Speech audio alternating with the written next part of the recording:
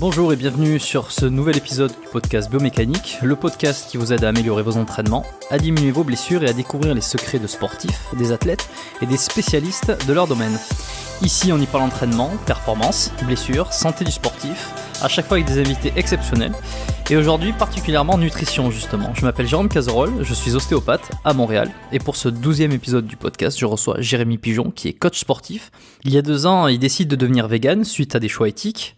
Et depuis, que ce soit à travers son site internet, sa chaîne YouTube, ou même diverses conférences qu'il anime régulièrement, il met à disposition toutes les solutions, les meilleurs conseils et également son retour d'expérience pour aider ceux qui souhaitent devenir vegan et atteindre leurs objectifs sportifs grâce à la musculation qui est couplée à une alimentation 100% végétale. Alors pourquoi un épisode sur le véganisme ? Ça faisait un petit moment que j'avais envie de faire un épisode spécial sur cette diète, cette alimentation végétalienne. J'avais beaucoup d'interrogations et je voulais faire un podcast complet sur ce sujet. Alors à la fois pour surfer sur la vague évidemment, c'est ce qui fait des vues et des écoutes évidemment, mais en fait c'est aussi pour essayer d'apporter quelque chose d'un petit peu plus complet. Et qui va rassembler un peu toutes les interrogations. Enfin, mon objectif, c'était de rassembler vraiment toutes les interrogations que j'avais ou que vous-même, vous pouvez avoir sur cette diète, sur l'alimentation végétalienne ou végane, notamment lorsqu'on est sportif, en fait, qu'on s'intéresse à sa santé un minimum, mais aussi à ses performances, qu'on n'a pas envie de perdre de force, de perdre de muscles, qu'on n'a pas envie d'avoir ses performances qui baissent. Et c'était évidemment l'une des interrogations, c'est de savoir si ne plus manger de produits animaux, d'origine animale, allait affecter ses performances, également son physique.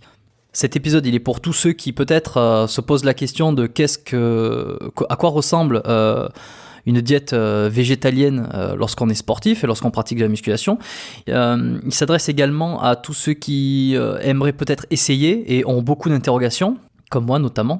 Parce qu'on a parlé de comment devenir vegan, pour quelles raisons exactement, quelles sont les adaptations qu'il va falloir effectuer, comment on va remplacer ses sources de protéines, qu'est-ce qu'on en tire exactement comme bénéfice, et que ce soit pour sa propre santé mais aussi pour ses performances. Y a-t-il vraiment un intérêt à devenir vegan lorsqu'on pratique la musculation ? J'ai essayé de me mettre à la place de quelqu'un qui souhaite réellement devenir vegan, comment il fait, pas à pas.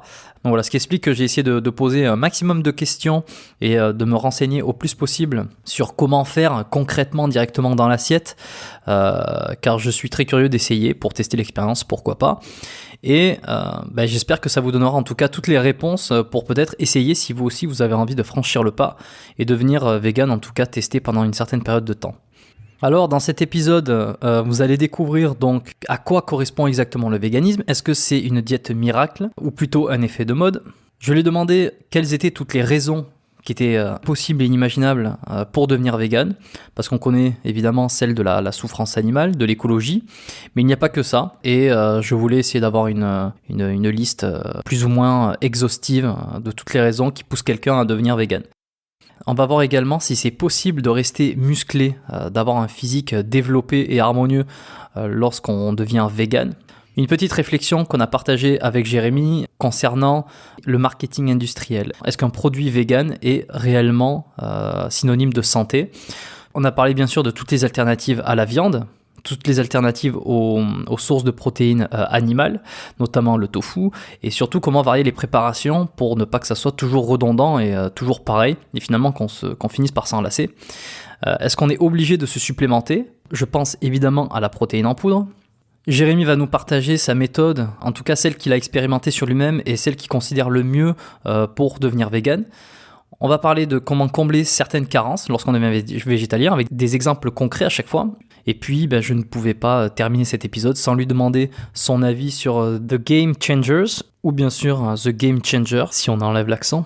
Si vous n'avez pas entendu parler, c'est le fameux documentaire sur Netflix qui parle du véganisme donc, qui a fait beaucoup de bruit ces derniers temps. Et puis bon, là j'avais quelqu'un qui était 100% végétalien en face de moi.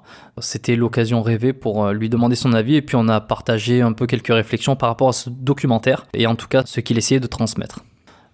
Si vous souhaitez contribuer un petit peu à votre niveau au podcast biomécanique, vous pouvez laisser une évaluation sur Apple Podcast, qui est l'application de podcast sur votre iPhone. Si vous n'avez pas d'iPhone, vous pouvez peut-être essayer de voir si votre voisin a un iPhone et laisser une note de 5 étoiles et également un commentaire. Vous pouvez dire ce que vous aimez au sein du podcast, vous pouvez dire ce que vous espérez pour la suite, donner votre feedback sur l'émission. J'adore avoir de nouvelles évaluations et de nouveaux commentaires, je les lis à chaque fois, je prends beaucoup de plaisir. Et puis une dernière chose, si vous ne voulez absolument pas manquer un épisode du podcast et faire partie de la lettre biomécanique, vous pouvez vous inscrire, le lien est en description, c'est le dernier lien dans les notes de l'épisode, biomécaniquepodcast.com/lettre. Vous vous inscrivez à la lettre biomécanique et vous recevez à chaque fois tous les nouveaux épisodes qui sortent directement dans votre boîte mail. J'y ajoute un contexte, j'y ajoute un petit peu d'explications. En général, je fais un mail un petit peu plus long, un petit peu détaillé. Voilà, des fois j'y mets quelques conseils, quelques informations un petit peu plus personnelles. Je précise que c'est gratuit et que vous pouvez vous désinscrire à tout moment si vous en avez marre de me lire. Allez, je vous laisse écouter ma conversation avec Jérémy Pigeon et quant à nous, on se retrouve à la fin de l'épisode. Jérémy, je te souhaite la bienvenue sur le podcast biomécanique. Merci à toi, Jérôme, ça te fait plaisir que tu m'as invité, c'est super. Alors je pense qu'on va s'éclater pendant cet épisode parce que j'ai comme d'habitude préparé pas mal de questions sur tout ce qui est l'alimentation végane, on va dire. Mais j'ai pour habitude de poser toujours la même première question. Alors on va la faire un petit peu différente et on reviendra sur la question originelle juste après. C'est comment, est-ce que tu te souviens la première fois, toi, que tu as découvert l'alimentation végane ou, comme on dit, végétalienne ? Alors, pour être honnête avec toi, vraiment la toute première fois, je pourrais pas te dire précisément, mais si tu veux, le cheminement, peut-être qu'on peut partir là-dessus, c'est que ma copine, en fait, est devenue végétarienne, donc suite à un régime Dukan. Donc, tu vois, en fait, si tu veux, elle a fait un régime Dukan et elle s'est dégoûtée de la viande parce qu'elle en a trop mangé. Tu vois, ça avait rien à voir avec le côté éthique, tout ça, c'est simplement le fait de manger de la viande au petit-déj, etc. Elle s'en est lassée. Et moi, personnellement, à côté, je la voyais qui mangeait plus de viande, donc je me suis intéressé en fait indirectement à ça. Et je me suis mis à lire des livres, mais qui n'avaient rien à voir avec l'aspect, si tu veux, sportif, etc. C'était vraiment plus au niveau, on va dire, un peu éthique, un peu philosophique. Est-ce que c'est normal, entre guillemets, de manger de la viande? Parce que moi, je pars du principe où rien n'est normal ou pas normal, chacun fait un petit peu ce qu'il veut. Et j'ai commencé à réfléchir à tout ça et je me suis dit, bah tiens, je vais quand même tenter parce que je me disais qu'il y avait quand même des vies derrière.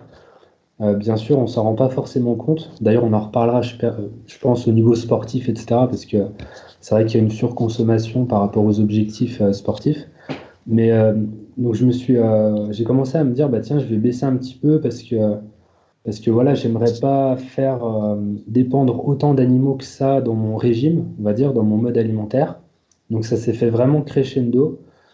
Et puis après, voilà, je suis passé par des étapes qu'on peut éventuellement détailler si tu veux, mais on va dire qu'au départ, c'est indirectement à cause de ma copine que je suis passé au végétalisme.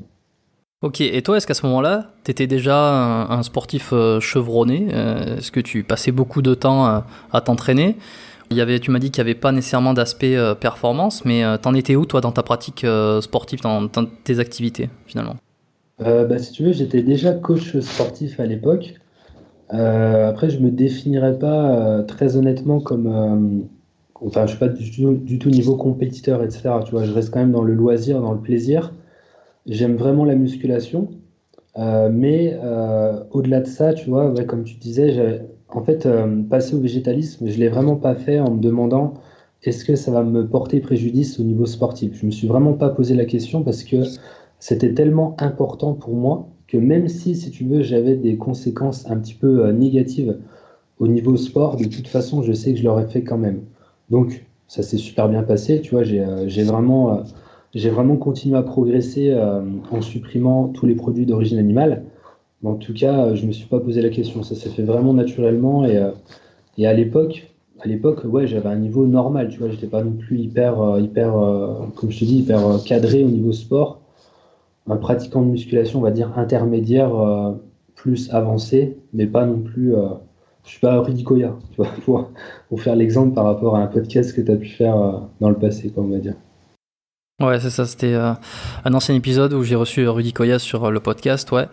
Donc, ouais, bon, on reviendra sur les conséquences que ça a pu avoir, positives ou négatives, justement. On va laisser un tout petit peu de suspense jusque-là, sur tes performances et sur ton physique et ta condition.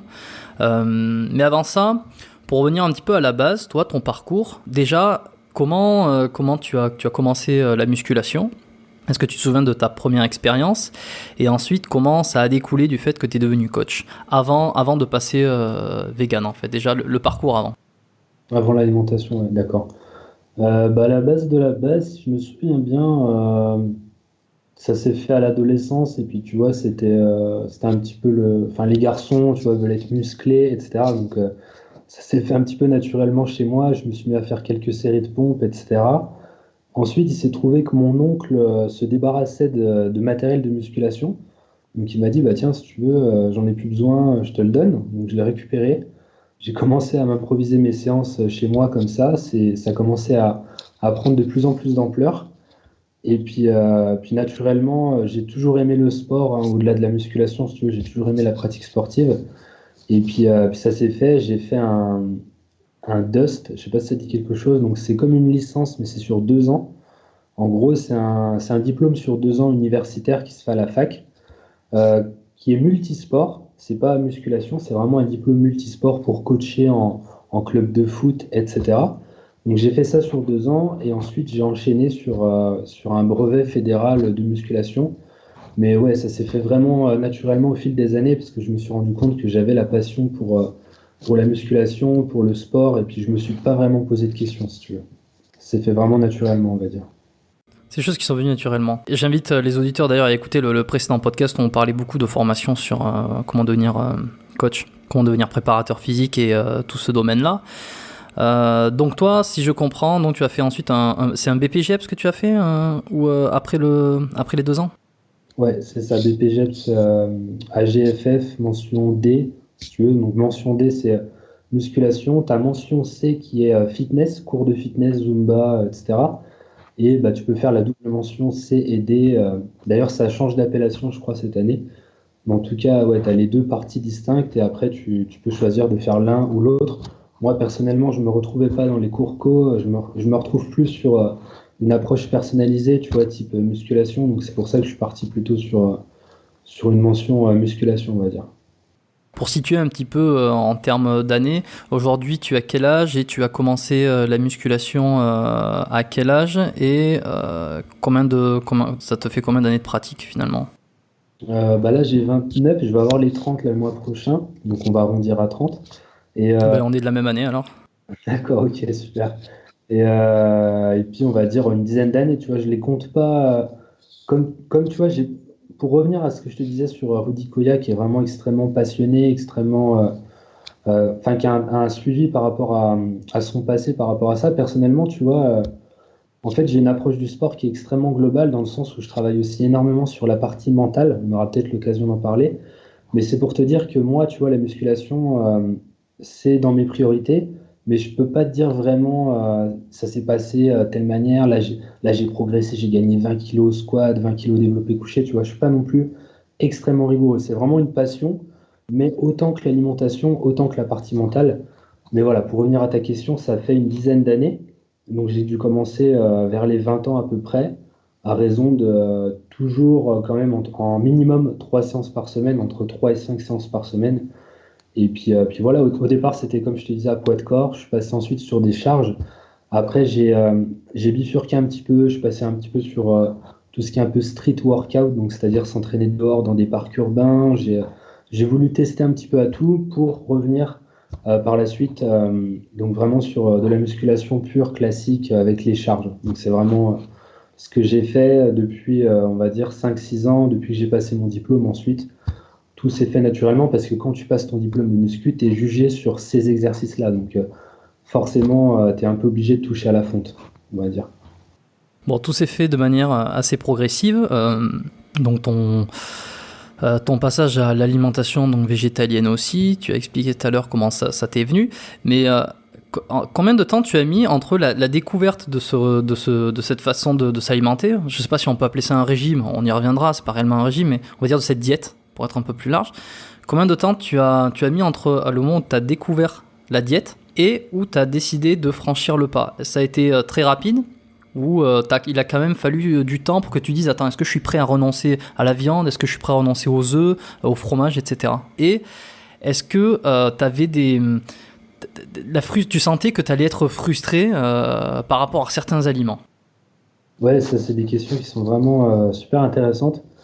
Alors pour revenir à ce que tu me demandais au début, donc je l'ai fait assez rapidement, mais donc assez rapidement pour te donner une valeur chiffrée, je dirais, je sais pas, j'ai lu mes premiers livres, puis 2, 3 mois plus tard, donc par contre 2, 3 mois plus tard, si tu veux, j'ai diminué la viande. Donc si tu veux, ça s'est fait vraiment par étapes. Et c'est pour ça qu'en même temps, je peux répondre à ta deuxième question en même temps, dans le sens où j'ai pas été frustré, parce que je l'ai fait vraiment progressivement. Et je me disais, j'ai toujours ça à côté. En fait, si tu veux, j'ai commencé à diminuer la viande. Au bout de 2 à 3 semaines, j'ai complètement arrêté la viande rouge. Donc je savais qu'il me restait la viande blanche, je savais qu'il me restait le poisson, les œufs. Donc au niveau protéines animales, tu vois, ce qui fait le plus peur au niveau sportif, bah, je savais qu'il n'y avait pas de souci. J'avais enlevé la viande rouge, mais il restait vraiment énormément de choix à côté d'aliments. Et donc, je suis resté comme ça. Au niveau viande rouge, une fois que je l'ai supprimé après 2 semaines, j'ai dû rester, je crois, 3, 4 mois, non, un peu moins, 2 mois. À partir de là, j'ai supprimé aussi le poisson. Donc là, j'étais végétarien, si tu veux, pour faire la distinction rapidement pour les gens. Végétarien, ça veut dire viande et poisson. On enlève l'animal en lui-même. Ensuite, végétalien, c'est l'animal et ses propres productions. Donc, c'est-à-dire du coup le lait, les œufs, qui sont des produits sous animaux. Donc je suis resté comme ça. Au bout de 3, 4 mois, je suis devenu végétarien. Et après, je suis resté à peu près le même temps, il me semble, 3, 4 mois également. Je suis tombé sur une vidéo de L214. Donc tu vois, c'est vraiment quelque chose par rapport à l'éthique, encore une fois. Tu vois, j'ai vu des vaches gestantes dans les abattoirs. On prenait les veaux, les bébés, et en fait, on les mettait à la poubelle, tu vois. Et là, ça m'a fait vraiment un déclic sur le coup. Et je me suis dit, bah, même quand tu es végétarien, en fait, même quand tu consommes du lait, des œufs, qui ne sont pas un produit animal en lui-même, hein, c'est pas de la viande, c'est pas du poisson, mais même en consommant du lait, il y a quand même de la mort, tu vois, derrière. Et là, j'ai eu un déclic, je me suis dit, bah, je vais quand même le faire. Et là, je me suis mis vraiment à m'informer à fond. Si tu veux, on en parlera après, parce que moi, ça a été un déclic au niveau des protéines végétales, dans le sens où c'est seulement quand j'avais plus aucune alternative animale que je me suis mis à consommer des aliments, des protéines végétales que j'avais aucunement connaissance avant, alors que, je veux dire, elles existaient, tu vois, les pois chiches, les lentilles, les pois secs, etc. Mais tout ça, j'en mangeais quasi jamais, alors que ça existait. Et là, je me suis dit, c'est dingue, en fait, quand tu deviens végétalien, tu découvres des aliments qui existaient déjà, que tu pouvais manger, mais tu étais tellement habitué à ça à la viande, etc., à la facilité, on va dire, que voilà, tu cherches pas à aller plus loin. Donc ça, je trouve ça vraiment super intéressant, quoi. Et c'est également des interrogations que j'ai, qu'on abordera un petit peu plus tard, ouais, sur tout ce qui est source de protéines hors animal. Mais là, ce que tu dis, c'est intéressant parce que ça m'amène. Alors, déjà, la petite distinction entre végétarien et végétalien. Je ne sais pas s'il y en a encore beaucoup qui ne font pas la distinction parce qu'on en parle tellement de plus en plus. Je pense que ça devient, bon, c'est toujours bon de le rappeler, mais ça devient assez clair. Donc végétalien, c'est aucun produit animaux ni aucun produit source qui provient des animaux, quelle que soit la source en fait. Et végétarien, c'est uniquement viande et poisson. Ça, c'est maintenant, voilà, on fera plus l'erreur. Mais tu vois, je pense que c'est bon de le rappeler parce que même vegan, en fait, si tu veux, pour faire une petite parenthèse, sur ma chaîne, si tu veux, j'utilise le terme nutrition vegan. Je dis, voilà, aujourd'hui, je vais te montrer une recette vegan. Et je sais qu'il y a des gens qui comprennent pas parce que, en fait, vegan et végétalien, c'est pas exactement la même chose. Je sais pas si tu vois ce que je veux dire. Alors là, non. Par contre, tu vois, je suis curieux. Ah bah tu vois, comme quoi Vegan, c'est végétalien. En fait, c'est plus poussé, dans le sens où, si tu veux, végétalien, ça s'arrête à l'alimentation. Et en fait, vegan, c'est le mode de vie dans son ensemble. Donc ça veut dire, c'est autant l'alimentation que par exemple la laine, le cuir, tout ce qui inclut, tu vois, les animaux en fait. Ok, pas nécessairement l'alimentation. Oui, oui, si maintenant que tu le rappelles bien, bah tu vois, j'avais besoin également de cette piqûre de rappel. C'est ça, ouais. Vegan, c'est pas que l'alimentation.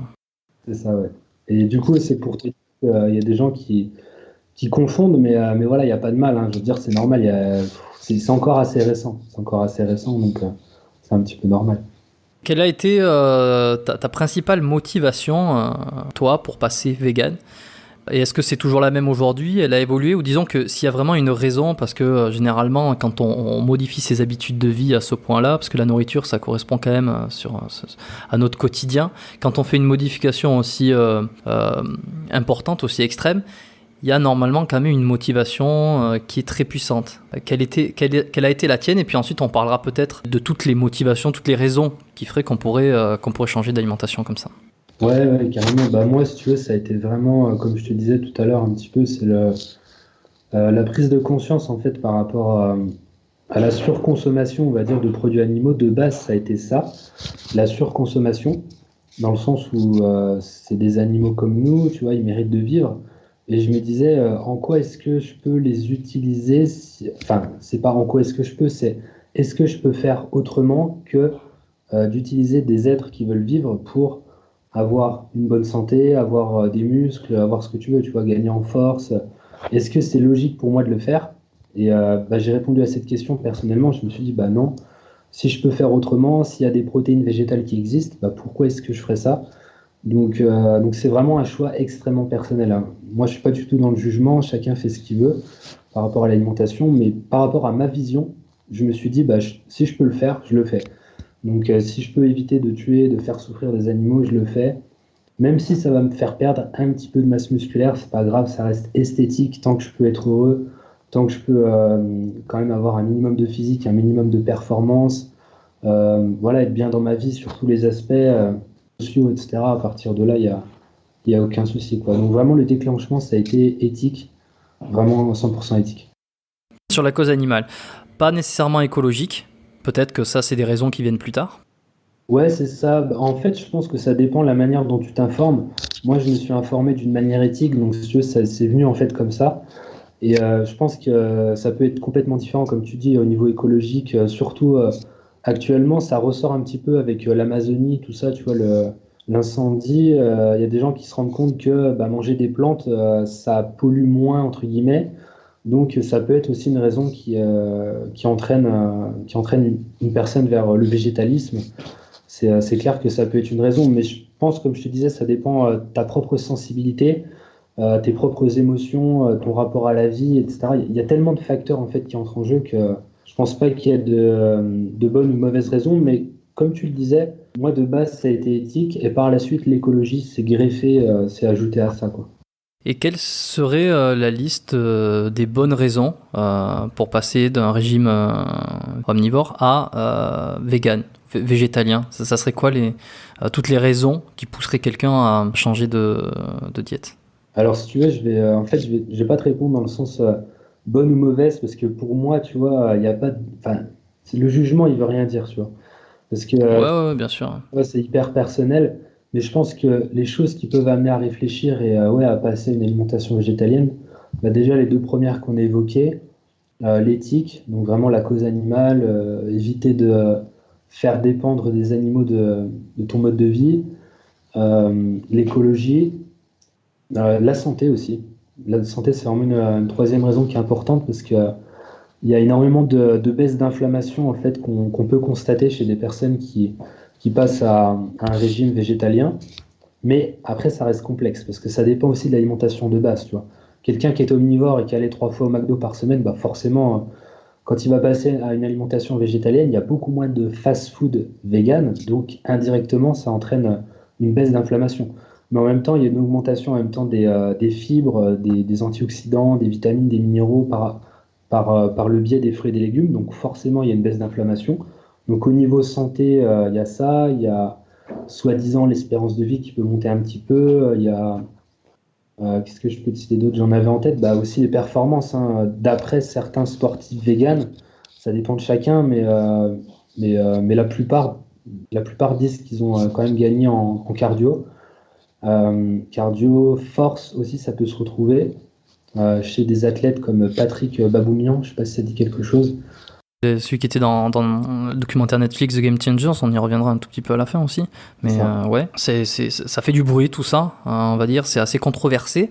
Mais moi j'en sais rien, je t'avoue que j'ai très peu d'avis dessus, j'ai pas assez de connaissances pour me faire une idée. Mais tu dirais quoi aux personnes qui disent que l'être humain il est omnivore de par sa nature et que il est fait pour manger de la viande? Je dirais pas que j'irai jusque-là, mais c'est vrai que pendant des années, j'ai quand même été assez d'accord avec ce discours. C'est-à-dire qu'on est fait pour manger de tout, y compris de la viande, pour les protéines animales qui sont qualitativement réputées pour être les meilleures protéines. À ce discours-là que tu dois entendre évidemment tout le temps. Alors aujourd'hui, j'ai l'esprit un petit peu plus ouvert, je regarde ce qui se fait et je me dis que peut-être des alternatives existent, mais à ce discours que tu entends peut-être 20 fois par jour, je sais pas, avec des gens avec qui tu discutes et qui sont pas d'accord avec ce mode d'alimentation, qu'est-ce que tu leur dis par rapport à ça? Bah moi, si tu veux, déjà, je leur dis rien parce que en fait, j'ai vraiment mis de côté mon ego, tout ça, donc si tu veux, j'ai rien à prouver en fait, tu vois déjà, de base, j'ai rien à prouver. Ceux qui sont pas d'accord, bah écoute, tant pis pour eux. Mais on va dire avec des gens qui sont un peu plus ouverts d'esprit et qui ont quand même envie de discuter, eh ben, tu leur fais comprendre que de toute façon, en fait, déjà, une personne qui va te dire ouais, en effet, pour manger de la viande, déjà, tu vas lui demander bah, qu'est-ce que c'est une protéine. 90% des gens vont même pas savoir ce que c'est, vont même pas de pouvoir te dire que c'est un assemblage d'acides aminés, que voilà, il faut tous les acides aminés pour du coup bien synthétiser au niveau cellulaire, etc., au niveau musculaire. Donc déjà, tu vois, de base, il y a déjà un problème par rapport à ça. Et quand tu vas plus en profondeur, bah, tu te rends compte que si, en fait, si tu veux, les acides aminés, tu les retrouves autant dans les légumineuses que les céréales. Et en plus de ça, c'est vraiment, comment dire, c'est vraiment exagéré dans le sens où tu n'as pas besoin de faire une quelconque association légumineuse-céréales à chaque repas. Ça, on l'entend assez souvent. Ouais, il faut faire. Donc, je te donne un exemple. Il faut faire pois chiche plus riz pour avoir des protéines complètes et pour, du coup, construire du muscle. Et tout l'aminogramme complet dans ton assiette. Bon, complètement. Et en fait, tu te rends compte que non, enfin, c'est plus laxiste que ça. Tu n'es pas obligé de le faire sur chaque repas. Si tu le fais sur la journée, c'est largement suffisant. Tu vois, tu te fais des pois chiches le midi avec une quantité suffisante. Ton corps va stocker, va mettre de côté les acides aminés, etc. Le soir, tu prends du riz. Bah, le corps, en fait, il est beaucoup plus intelligent qu'on l'imagine. Et clairement, une fois que tu as compris ça, tu te rends compte que c'est pas si compliqué que ça. Au début, tu vois, je me cassais la tête à faire haricot rouge plus riz, machin. J'associais et puis maintenant, je me prends plus la tête et je progresse toujours. Tu vois, il y a vraiment aucun problème. Le corps est vraiment plus puissant que ça. Donc les personnes qui doutent, je pense, c'est juste des personnes qui n'ont pas essayé ou alors qui ont mal essayé. Tu vois, à partir de là, quand tu essaies, que tu fais les choses bien. Et en plus de ça, tu vois, pour faire aussi une petite parenthèse, c'est important de comprendre qu'il n'y a pas que la quantité de protéines, il n'y a pas que les macronutriments, il n'y a pas que protéines, glucides, lipides. Il y a aussi tous les micronutriments qui servent à bien métaboliser les macronutriments, à bien métaboliser les protéines, glucides, lipides. Donc en clair, tu vois, mon avis, et bah, j'ai pu tester, hein, franchement ça fonctionne, c'est plutôt que de chercher de viser 1,5 g de protéines par kilo de poids de corps, plutôt que d'avoir une fourchette haute, bah, essayer plutôt de viser la fourchette basse, mais avec une qualité qui est maximale dans l'alimentation. Parce qu'il y aura beaucoup moins de pertes, et même si tu consommes moins de protéines, bah, en soi, elles vont être beaucoup mieux assimilées par l'organisme. Donc en fait, tu es gagnant sur d'autres tableaux, entre guillemets, tu vois. Donc clairement, non, il n'y a aucun problème en termes de protéines végétales. Alors, c'est intéressant parce que j'ai un petit peu l'impression que dans ton discours, tu es en train de dire qu'on peut faire les choses bien, extrêmement bien, en se passant de viande, mais tu n'es pas dans un discours où tu vas chercher à montrer que l'homme n'a pas besoin, comment dire, que l'homme ne doit pas manger de la viande. C'est un petit peu le problème qu'il y avait dans le documentaire The Game Changers sur Netflix. On y reviendra un petit peu plus précisément, mais c'est qu'on a l'impression qu'il y a ce discours de, en fait, en réalité, on vous explique que l'homme n'est pas fait pour manger de la viande, qu'il est fait pour manger uniquement des végétaux. C'est un petit peu ça qui est martelé, c'est que depuis la nuit des temps, on vous a dit que, on vous a dit que, on vous a dit que, sauf qu'en fait, l'homme n'est pas fait pour manger de la viande. Et j'ai l'impression que toi, ton discours, il est un petit peu différent. C'est que oui, on est fait pour manger de la viande, on est fait pour manger des végétaux, mais si on veut devenir végétalien, si on veut devenir vegan, en fait, c'est plus par choix pour faire des alternatives qui fonctionnent extrêmement bien, qui fonctionnent aussi bien, mais que t'es pas en train de dire que le corps humain n'est pas fait pour manger de la viande. Dis-moi un petit peu où c'est que tu te situes là-dedans.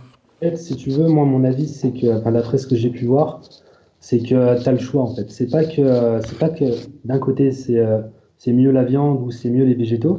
C'est qu'en fait, tu as le choix de faire l'un ou l'autre. Et à partir de là, c'est pour ça qu'on dit omnivore. Tu vois, omnivore, c'est autant pouvoir te baser un peu plus, entre guillemets, sur un régime carnivore. Mais si tu vas trop vers un régime carnivore 100% viande, bah, tu survis pas. Et d'un autre côté, tu peux, soi-disant, enfin, comment dire?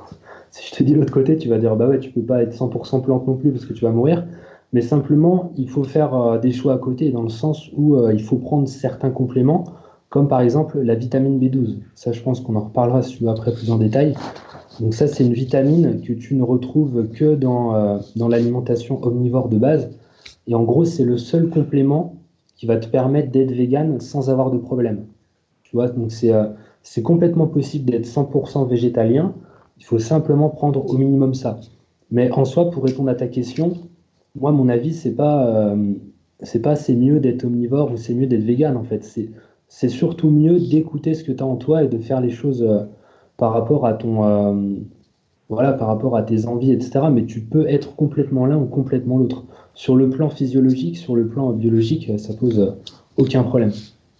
Attention donc aux propagandes qui voudraient nous faire croire que l'homme est fait uniquement pour manger des végétaux et qu'il faut absolument se passer de viande, sinon c'est la catastrophe. Et puis inversement, attention au régime ou non, qu'il faudrait manger que de la viande pour être fort, etc. Enfin, de toute façon, tous les extrêmes sont toujours à fuir, en tout cas en mettre en perspective, tu vois, par rapport à une situation et à prendre des pincettes, comme on dit. Et d'ailleurs, ça me fait penser, j'ai vu récemment une vidéo sur YouTube Notamment, je préparais un peu le podcast, je me renseignais sur les différentes alimentations. Je suis tombé sur quelqu'un qui avait fait l'expérimentation de manger uniquement de la viande, du poisson et des œufs, donc uniquement des produits animaux, pas du tout de végétaux, donc pas de légumes, pas de fruits. Et son rapport, je suis pas certain d'avoir regardé la vidéo jusqu'au bout, et je ne remets pas en cause son ressenti, évidemment, mais il nous disait qu'il s'était senti beaucoup mieux, qu'il avait eu des performances améliorées à la salle de sport, que son organisme fonctionnait mieux, il avait plusieurs améliorations dans ce sens-là. Et pour appuyer un petit peu ses dires, donc il y avait quelques études également, comme quoi la viande renferme tout ce qu'on a besoin, et en fait tout ce qu'il y a dans les végétaux se retrouverait aussi dans la viande, ce qui veut dire qu'on ne serait pas obligé de manger des végétaux. On ne serait pas obligé de manger des légumes, des fruits, tu mangerais que viande, poisson, œufs, tu aurais toutes vitamines, minéraux, oligo-éléments, protéines, glucides, lipides, tout ce qu'il faut. Ouais, je vois. Je sais pas si tu vois de quoi je parle, mais qu'est-ce que ça t'inspire quoi, toi, ça? Bah, en fait, c'est marrant parce que tu vois, il a fait ça sur, je crois, sur un mois en fait. Donc déjà, tu vois que le truc, enfin, il est pas crédible. Tu vois, un mois, c'est pas du tout représentatif il me semble, hein. Si je ne me trompe pas, je crois que c'est que un mois. Ah oui, Donc c'est ça. clairement, c'est ça, ouais. S'il avait fait ça sur 10 ans, ok, il y aurait peut-être un peu plus de crédibilité. Puis même au-delà de ça, si tu veux, ça reste un exemple en fait. Je peux pas prendre un exemple pour dire si ça se trouve, lui, il a un métabolisme qui est génial. En fait, si tu veux, il a un fonctionnement hormonal qui est parfait. Tu vois, dans le sens où il y a des gens, on n'a pas tous les mêmes besoins en termes de fruits et légumes. Il y a des gens, ils auront besoin de beaucoup plus de fruits et légumes parce qu'ils ont une capacité à bien assimiler les vitamines et les minéraux qui est faible. Donc, plus la capacité d'assimilation est faible, plus il en faudra pour compenser ça. Il y a des gens qui ont besoin de beaucoup moins, des gens qui ont besoin de beaucoup plus. Donc, tu vois, c'est pas crédible pour moi de dire en soi déjà que tout le monde pourrait le faire. Déjà, ça, c'est pas crédible. Et au-delà de ça, il l'a fait sur une durée qui est extrêmement courte. Et je pense qu'à long terme, il aurait vraiment des gros problèmes. Tu vois, il y a un gros pic de cholestérol, il y a un gros pic d'acide gras saturé, il y a même après, voilà, peut-être qu'il prend de la viande de qualité maximale, mais même, tu vois, il y a un gros manque en termes de vitamines et minéraux. Et puis, ça, c'est quelque chose qui est vraiment traître parce que ça met des mois, des années à survenir. Et il se peut qu'il ait vraiment des soucis à long terme. Mais le corps humain est extrêmement puissant, le corps humain est extrêmement adaptatif, enfin adaptatif, pardon, non, dans le sens où si je dis ça, tu vas dire, bah ouais, il aurait pu manger de la viande pendant 10 ans, mais adaptatif sur le court terme, tu vois, au bout d'un moment, s'il a plus assez de vitamine C en réserve, s'il a plus assez voilà, toutes ces vitamines qu'il ne va pas trouver dans les produits carnés, bah forcément, il aurait trinqué parce que son corps, il peut pas puiser éternellement dans les ressources. Et puis, il aurait eu ouais, je sais pas, ce qu'il aurait pu avoir. Je peux pas dire comme ça de tête, mais en tout cas, il aurait eu des soucis forcément à long terme, ça c'est sûr. C'est intéressant de rappeler que c'est un cas unique déjà, c'est pas, il y a rien de standardisé, l'expérience elle se fait juste sur lui-même, il l'a fait pendant un mois, c'est pas mesurable, il y a pas des choses qui ont été mesurables comme la fréquence, je sais pas, la fréquence des selles, son bilan sanguin, etc. Ça aurait plus de poids de faire ça sur des centaines de personnes sur plusieurs années et d'avoir des repères fiables sur leur cholestérol, leur sucre dans le sang, enfin sur pas mal de paramètres. Donc ouais, mais c'était juste pour c'est juste pour voir un petit peu au côté opposé ou quelqu'un qui mangerait que de la viande finalement. Après, les auditeurs feront un peu se feront leur avis. Hein. On est ici pour essayer de donner des indications et pour essayer d'avoir, en tout cas pour répondre à certaines questions. Et une des questions que je me posais moi par rapport à ce changement d'alimentation justement, c'est quand tu as décidé de passer vegan, on va dire ça a été progressif, mais quand tu étais complètement végétalien, quelles ont été tes modifications ou l'impact dans ta vie quotidienne et sur tes performances sportives? Bah franchement, si tu veux, j'ai pas eu de soucis particuliers. Je pense que ça dépend de chacun et chacune.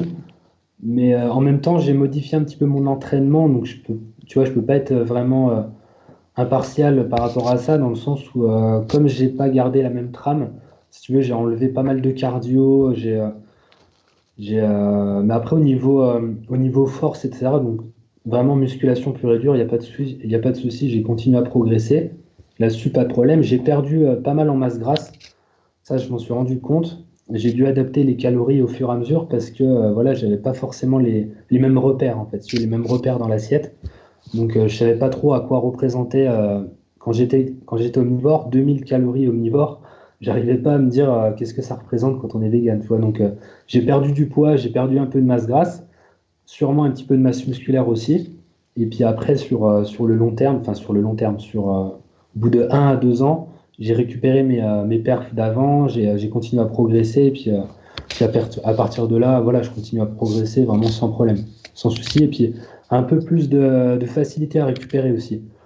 Comme je mange plus de fruits et légumes, je mange plus d'antioxydants, je mange plus d'épices, d'aromates, tout ça, j'ai moins de courbatures et j'ai plus de facilité à enchaîner les séances, tu vois, plus facilement avec moins de fatigue musculaire.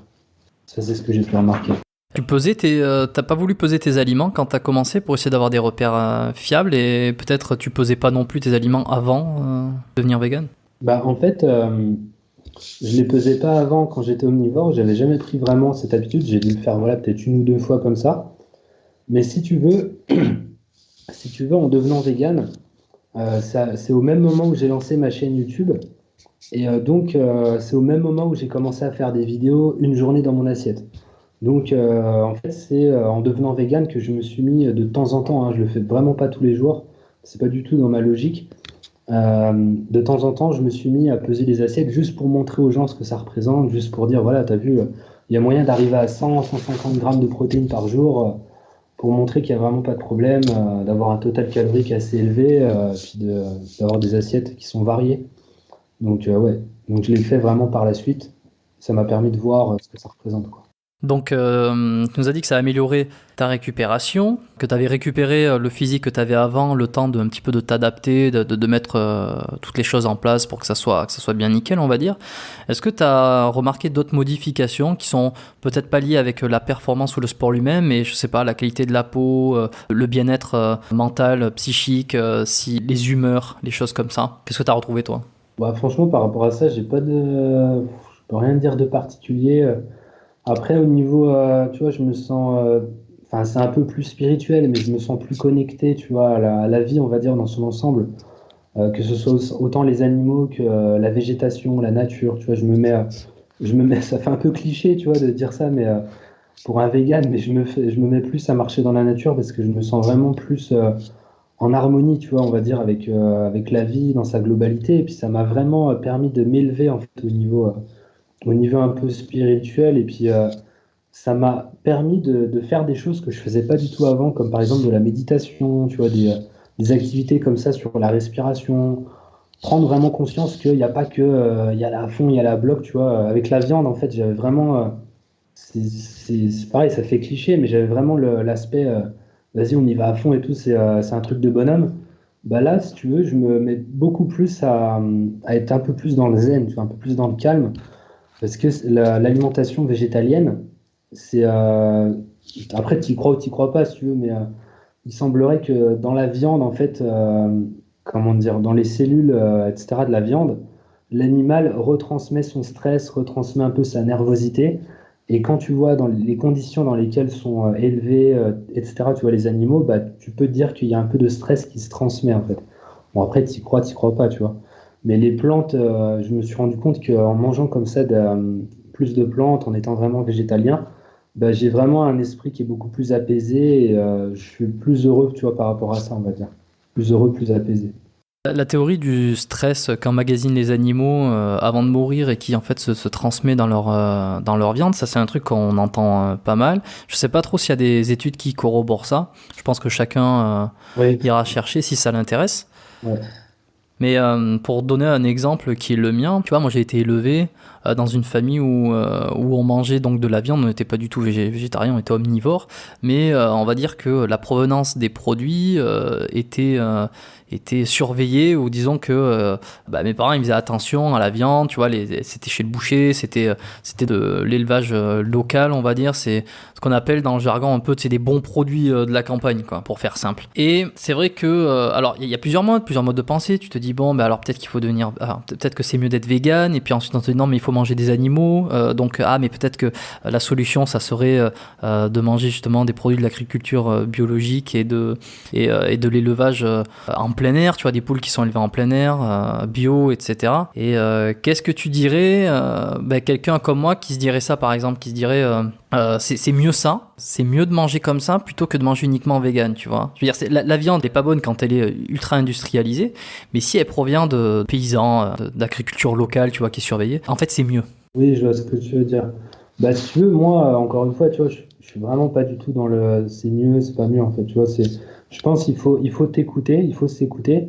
Et je pense que ça peut être pas mal, en fait, pour les personnes en fait, ce qui est marrant, c'est quand tu discutes avec des personnes qui sont persuadées que le régime, c'est le mieux, mais qui n'ont jamais testé autre chose. Tu vois ce que je veux dire? Ça, c'est intéressant, parce qu'il y a beaucoup de personnes qui disent, bah non, être omnivore, c'est la meilleure chose que je puisse faire. Mais moi, tu vois, je vais pas leur dire, ben non, il faut que tu sois vegan. Mais je peux essayer de leur dire, bah, essaie pendant, je sais pas, 3 4 mois, quand même une durée qui est assez longue pour que ce soit représentatif. Essaie en mangeant vraiment sainement vegan. Et après, tu pourras dire, ouais, ouais, c'est mieux, j'arrive mieux à performer en étant omnivore. C'est complètement possible, hein. Moi, tu vois, personnellement, je suis pas du tout dans un avis, c'est mieux d'être vegan que d'être omnivore ou l'inverse, hein. C'est vraiment en fonction de chacun. On est 7 milliards pour moi sur Terre et on est 7 milliards de métabolismes différents, 7 milliards de manières de fonctionner au niveau hormonal, au niveau cellulaire qui sont différentes.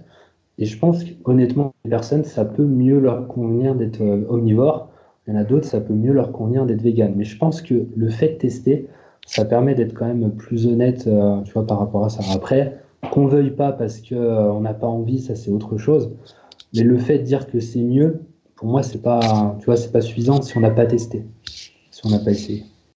Bon, c'est très bien parce que justement, on va s'imaginer que on va prendre moi comme exemple. J'ai envie de tester, admettons. Et pour de vrai, je le dis officiellement, j'ai vraiment envie de tester. Genre, j'aimerais essayer pour voir. Pour ça, tu vois, j'ai pas de jugement prédéfini et je pense qu'il peut y avoir pas mal de bénéfices. Mais admettons, allez, à partir du mois prochain, février, ça fait partie de mes résolutions 2020. C'est pas du tout le cas, mais on va faire comme. J'ai envie de devenir vegan, en tout cas de tester. On va dire ma première interrogation ou ma première peur, ça va être ah mais je risque d'avoir des carences. Vrai ou faux? Ben ouais, vrai ou faux, bah, autant si tu veux qu'en étant omnivore en fait. Il y a autant de risques de carence, tu vois. Après, il y a des nutriments, on va dire, qui sont spécifiques. Comme ce que je te disais tout à l'heure, le plus important, entre guillemets, c'est vraiment la vitamine B12. C'est la seule chose qu'à prendre sous forme de complément alimentaire. Mais il Celle-là, tu es semblerait. sûr de ne pas la retrouver dans aucun produit végétaux. Bah écoute, justement, en fait, j'avais vu une vidéo d'un youtubeur anglais que je suis comme ça, hein, vite fait, de temps en temps, je regarde ses vidéos. J'ai juste vu le titre, j'ai pas regardé la vidéo, mais il disait que, soi-disant, ils ont trouvé une source de B12 qui est vraiment viable pour l'être humain et qui est contenue dans une algue. Donc après, je n'ai pas été détaillé, je peux pas te dire. Je pense que tu vois, l'alimentation végétalienne, c'est encore trop récent pour se permettre de dire par rapport aux études que on peut le faire sans complément alimentaire. On n'a pas encore assez de recul. Pour l'instant, on en prend. Donc, en plus, il n'y a pas de il y a pas de sursupplémentation en B12. Donc, ça veut dire que même si tu te surcharges en vitamine B12, tu risques rien. Donc, autant en prendre que de pas en prendre. Après, pour le reste, pardon, au niveau des carences, il faut surveiller quand même, surtout si tu es dans un sport qui est type musculation, sport de force, il faut faire gaffe au zinc. C'est quand même important. Sinon, les oméga 3, si tu veux, on peut en parler. Ouais, justement, ça faisait partie de ma question suivante. Super. Eh ben, les oméga. Alors, juste pour rappeler, on va arriver sur ces oméga 3. On va dire qu'il y a deux types d'oméga 3, les végétaux et les animaux, enfin ceux qui proviennent des poissons gras. Donc, c'est EPA et DHA, et les oméga 3 d'origine végétale qui sont ALA. Et en fait, les oméga 3 d'origine végétale sont très difficilement convertissables en EPA, DHA, qui, elles, sont vraiment utiles, en fait, qui ont des rôles anti-inflammatoires pour les neurones, pour le cholestérol et les hormones, etc. La difficulté, c'est que c'est difficile d'avoir assez, ou alors il faut manger beaucoup d'oméga 3 ALA, mais qu'on n'est pas sûr d'avoir une bonne conversion en DHA et EPA. Ouais. C'est juste pour mettre le contexte, je suis sûr que tu vas dire tout ça bien mieux que moi. Bah, en fait, justement, non, il se trouve que la meilleure source d'oméga 3 végétale et qui est exactement le même profil que celle qui est présente dans les poissons, c'est dans les algues. Parce qu'en fait, si tu veux, les poissons se nourrissent d'algues et si tu consommes des algues, tu vas simplement sauter une étape. Plutôt que de manger du poisson, tu vas manger ce que mange le poisson. Tu vas manger l'algue. Et clairement, il se trouve que, d'après ce que j'ai pu voir, si tu consommes des algues, c'est exactement pareil que si tu consommais des poissons en termes d'oméga 3. Tu vois, c'est des EPA, DHA, donc il n'y a pas de souci. Et au-delà de ça, il faut faire gaffe aussi à la consommation d'oméga 6. Parce que plus tu consommes d'oméga 6 et plus tu as besoin d'oméga 3, tu sais, par rapport au ratio. Donc, tu vois, l'avantage quand tu es vegan, c'est que tu n'as pas énormément d'oméga 6. Du moins, tu en as moins. Tu as moins de tentations, tu as moins de fast-food, tu as moins d'aliments transformés, de conneries qui contiennent plus d'oméga 6, qui contiennent tu vois, des choses qui vont éliminer, qui vont faire diminuer l'absorption, l'assimilation des oméga 3. Donc, c'est un équilibre. D'ailleurs, c'est intéressant parce que j'ai justement ma prise de sang, elle est récupérée, tu vois, dans 1 ou 2 semaines, puis éventuellement, je t'en parlerai si ça peut t'intéresser. Oui, oui, carrément, ça m'intéresse totalement, ouais. D'accord, et alors où c'est qu'on pourrait retrouver les algues dont tu parles si demain je me dis, si finalement c'est pas en février que je veux attaquer ce test vegan, mais que c'est demain, où c'est que je peux retrouver ces algues pour compenser, on va dire, ces oméga 3?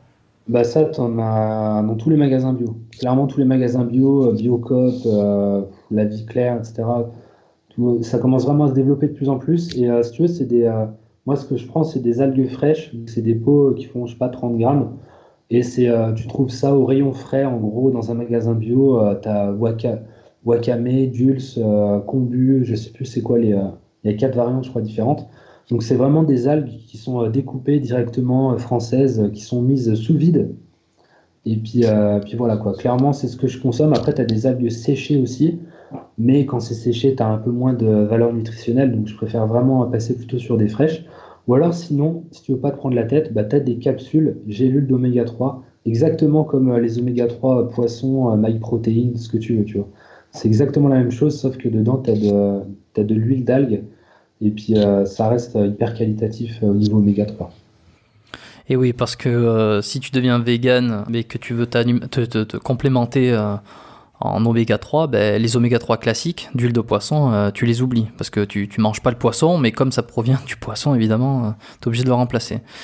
Ok, pour rester aussi sur donc les carences, en tout cas, les choses qui vont peut-être te manquer, tu m'as parlé de zinc, est-ce qu'il y a une possibilité de carence en fer aussi? Complètement, hein, c'est possible, mais c'est pareil, c'est franchement surexposé.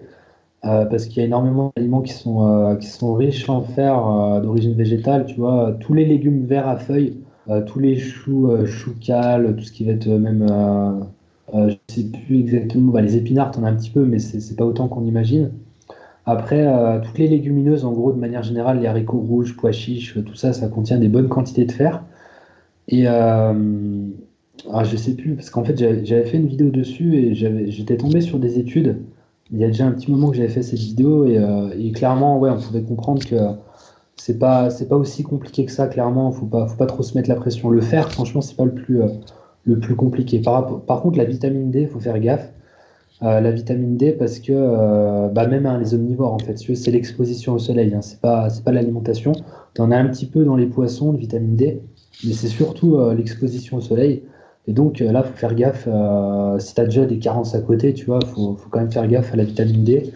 Soit t'exposer, mais il semblerait que même en t'exposant, ce soit pas suffisant. Il faut habiter dans des régions qui sont tropicales. Donc personnellement, en fait, ma vitamine B12 que je prends, dedans, tu as donc, tu as de la vitamine D, bah, B12, hein, vitamine D, tu as du sélénium, de l'iode, je crois que c'est tout. Je sais plus, il y a peut-être un ou deux autres trucs, mais en tout cas, tu as vraiment des choses qui sont super intéressantes quand tu es vegan. Sélénium, tout ça, ça peut être des choses qui sont plus compliquées. L'iode aussi. L'iode, ça se retrouve dans le poisson, dans les produits marins. Et je crois qu'au niveau algues, c'est pas top top l'iode, donc c'est pour ça que ça peut être pas mal d'en prendre, si je crois, je sais plus exactement.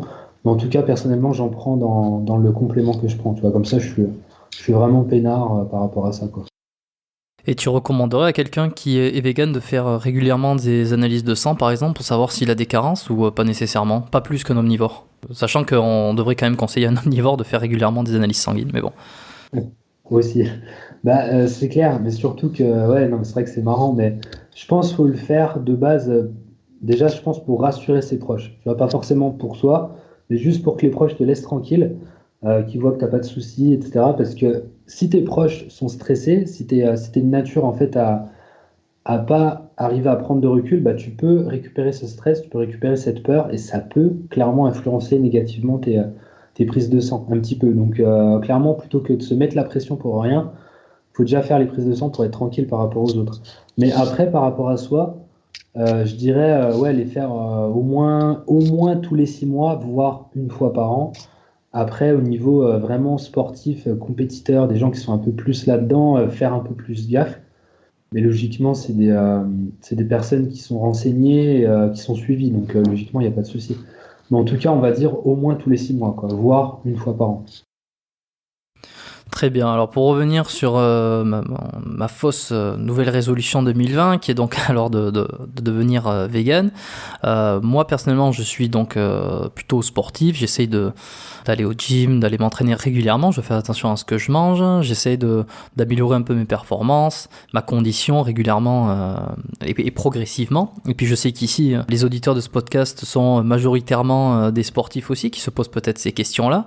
Et la grande question là-dedans, tu vas à la muscu, tu fais tes entraînements, c'est te dire ouais mais moi il me faut de la protéine moi parce que je suis un sportif, je fais de la muscu donc je casse des fibres, il faut que je les répare ces fibres, alors il faut que j'amène de la protéine et si je deviens vegan donc j'ai plus de protéines animales, est-ce que je vais avoir assez de protéines et comment je les retrouve pour assurer cette formidable masse musculaire?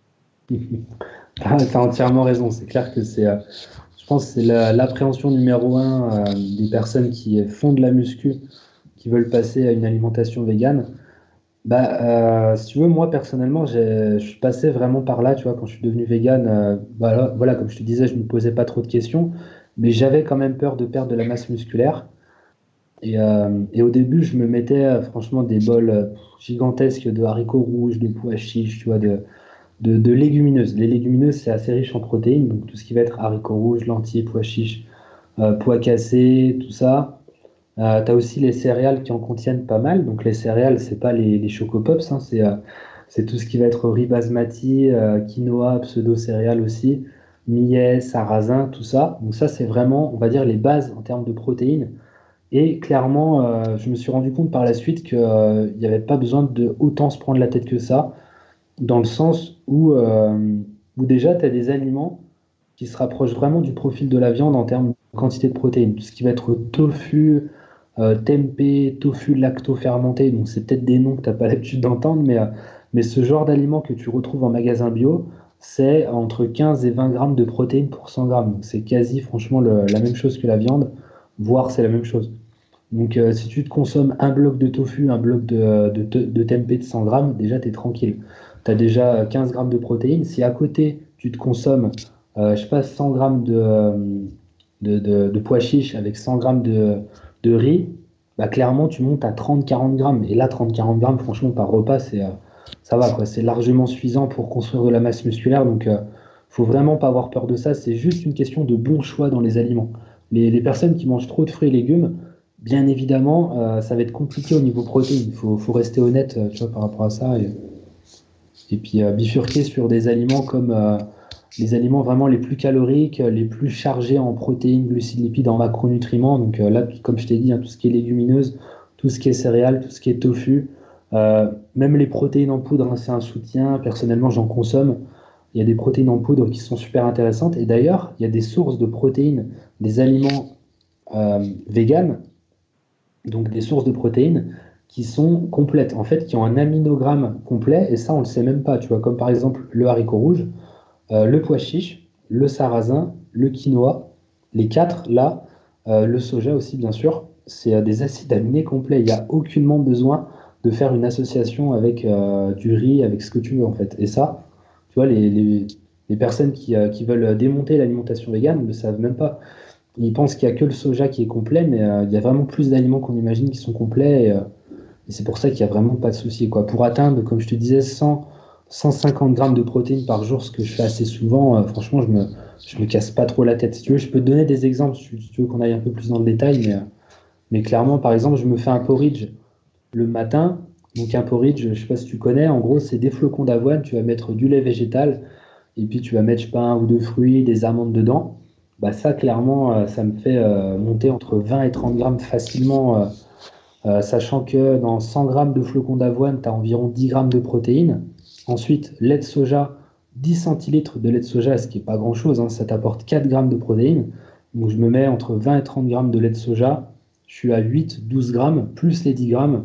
Tu vois, ça fait 20-30 grammes facilement, facilement. J'ajoute des amandes, des noix de cajou, des graines de chia, des graines de lin, ce que tu veux comme ça. Franchement, clairement, c'est plus compliqué. Bon, après, il faut connaître, hein. Comme je t'ai dit, il faut connaître les aliments, mais une fois que tu les connais, franchement, t'es vraiment nickel au niveau protéines. Il n'y a pas de souci. Bon, on se rend compte effectivement qu'il y a énormément de sources de protéines végétales entre les légumineuses, tofu, tempeh, les céréales, etc. Il y a de quoi avoir son apport protéique pour la journée, sauf si peut-être on fait 100 kg de muscles secs et qu'on est à l'Olympia, peut-être que ça sera plus difficile sans utiliser de poudre. Justement, ce qui m'amène... Alors, j'ai peut-être une question avant de parler de protéines en poudre, parce que c'est une question que j'ai également moi personnellement, que je me suis déjà posée et qu'on entend régulièrement, c'est que donc pour avoir assez de protéines, tu manges beaucoup de légumineuses, tu manges beaucoup de céréales. Est-ce que la conséquence, c'est justement de ne pas avoir... Et puis, bon, honnêtement, c'est une question qui est souvent abordée dans les podcasts Superphysique, les podcasts de Rudy Koya, puisque le partenaire de Rudy, Fabrice, est vegan également. Et en fait, si tu veux ton apport en tant que sportif, tu as un besoin important. Donc, si tu veux ton apport total en protéines, en passant par des légumineuses, en passant par des céréales, ça te fait automatiquement augmenter ton apport de glucides parce que ces aliments sont plus constitués de glucides que de protéines. Donc, si tu veux amener ton niveau de protéines à un certain niveau, ben, ça te fait un peu exploser tes glucides. Et est-ce que justement, je me dis, mais est-ce que c'est pas la voie pour, je sais pas, pour grossir ou finalement pour de devoir manger des quantités astronomiques de légumineuses et céréales, sans pour l'instant parler de tofu, on pourra en parler après. Ouais, ouais, c'est une question qui est très intéressante aussi. Si tu veux, en fait, j'ai trouvé une parade entre guillemets à ça personnellement. Alors, c'est pas forcément quelque chose que tout le monde connaît, mais ça commence à être quand même assez médiatisé. C'est que si tu veux, personnellement, je suis en jeûne intermittent. Je sais pas si ça te parle, mais en gros, si tu veux, je mange pas de petit déjeuner perso. J'ai supprimé ça il y a 6 mois. Et en fait, ce qui se passe, je me suis renseigné par rapport aux études vis-à-vis de ça, c'est que ton corps, quand il est en période de jeûne, bah, clairement, la masse grasse, en fait, les glucides hein, que tu as stockés, il va aller les déstocker, mais franchement, c'est exponentiel, tu vois. Dès que tu arrives à 14-15 heures de jeûne, ça, bam, ça explose. Tu démontes vraiment ta masse grasse et tout en conservant, ça c'est hyper intéressant, ta masse musculaire. Tu perds pas en fait de masse musculaire quand tu es en jeûne, ça c'est vraiment un mythe. Donc, pour te faire un petit plan de ma journée personnellement, et après je ferai le parallèle avec ta question sur les glucides. Donc personnellement, je me lève, je vais m'entraîner vers les 11 heures. Ensuite, je mange à 13 heures. Et après, donc c'est mon premier repas à 13 heures. Ensuite, soit je fais une collation au milieu d'après-midi, soit j'en fais pas. Je remange le soir et je termine à 21 heures. Donc en clair, je mange pas entre 21 heures et 13 heures et je m'entraîne à jeun à 11 heures, juste avant d'aller faire mon premier repas. Je m'entraîne complètement à jeun, sans avoir mangé.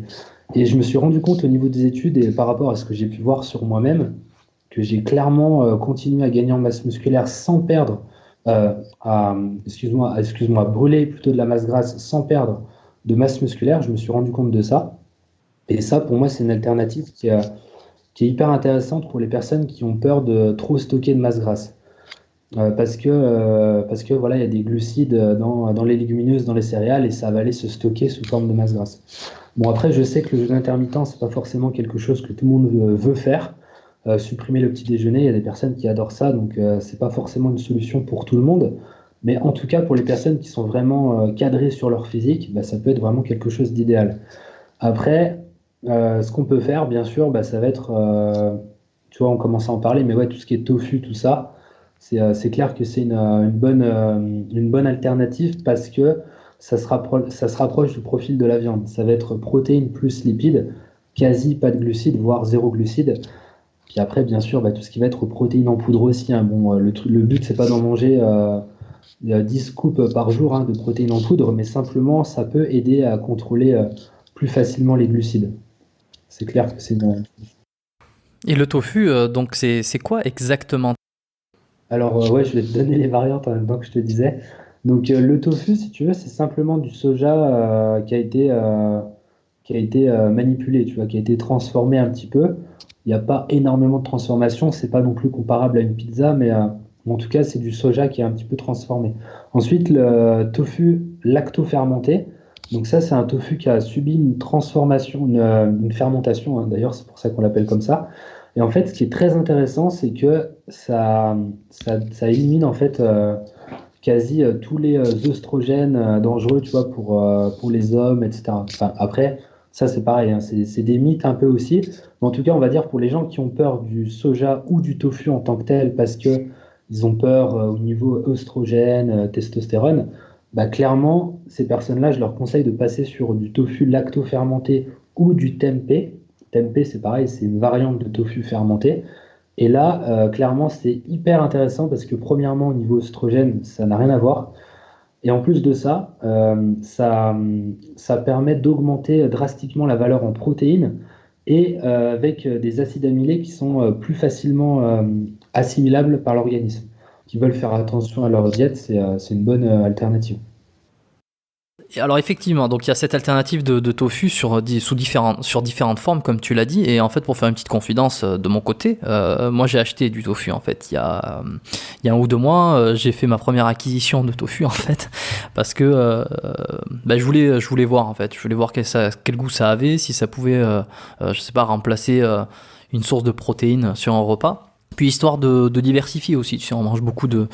Enfin, en ce qui me concerne, c'est beaucoup de bœuf, de poulet, poisson, œufs. Donc c'est bon, voyons, est-ce qu'on peut pas manger autre chose?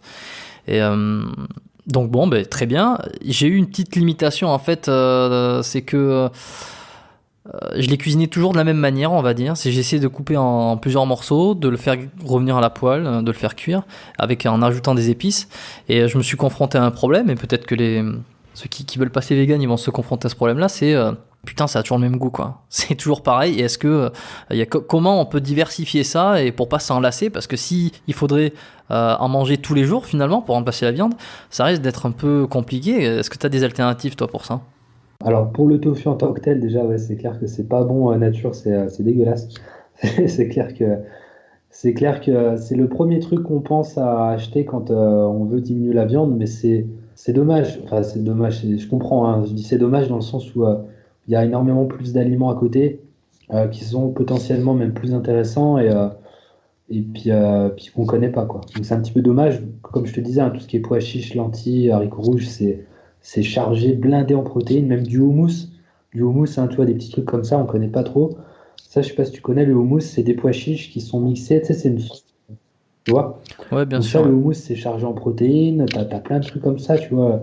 Après, pour le tofu, ce que tu peux faire, c'est bah, déjà, c'est faire une marinade. Tu regarderas, les gens, ils peuvent regarder sur Google.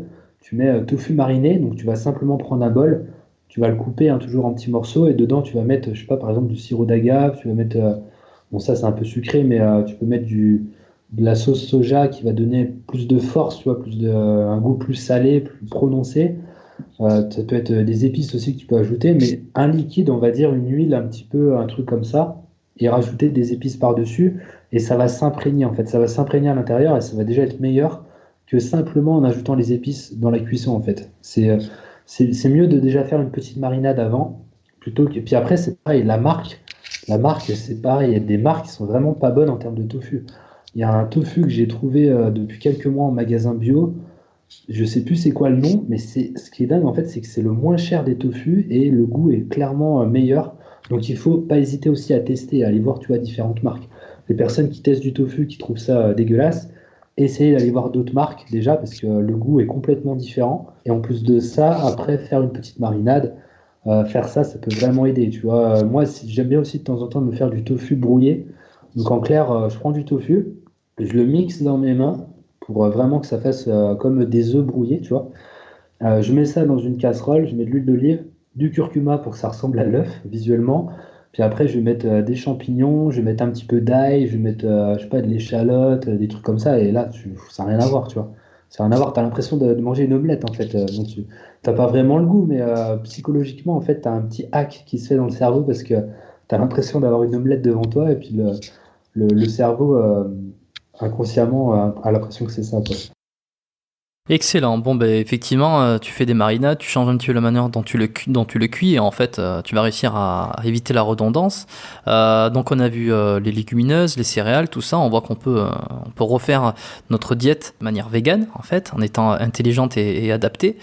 Et alors donc on est sportif et puis après l'entraînement, après la musculation, ben, on aimerait bien prendre un petit shaker de protéines, admettons, parce qu'on n'a pas le on n'a pas le tofu sous la main et puis on rentre pas chez soi et puis on n'a pas envie de prendre je sais pas la boîte de légumineuses avec nous.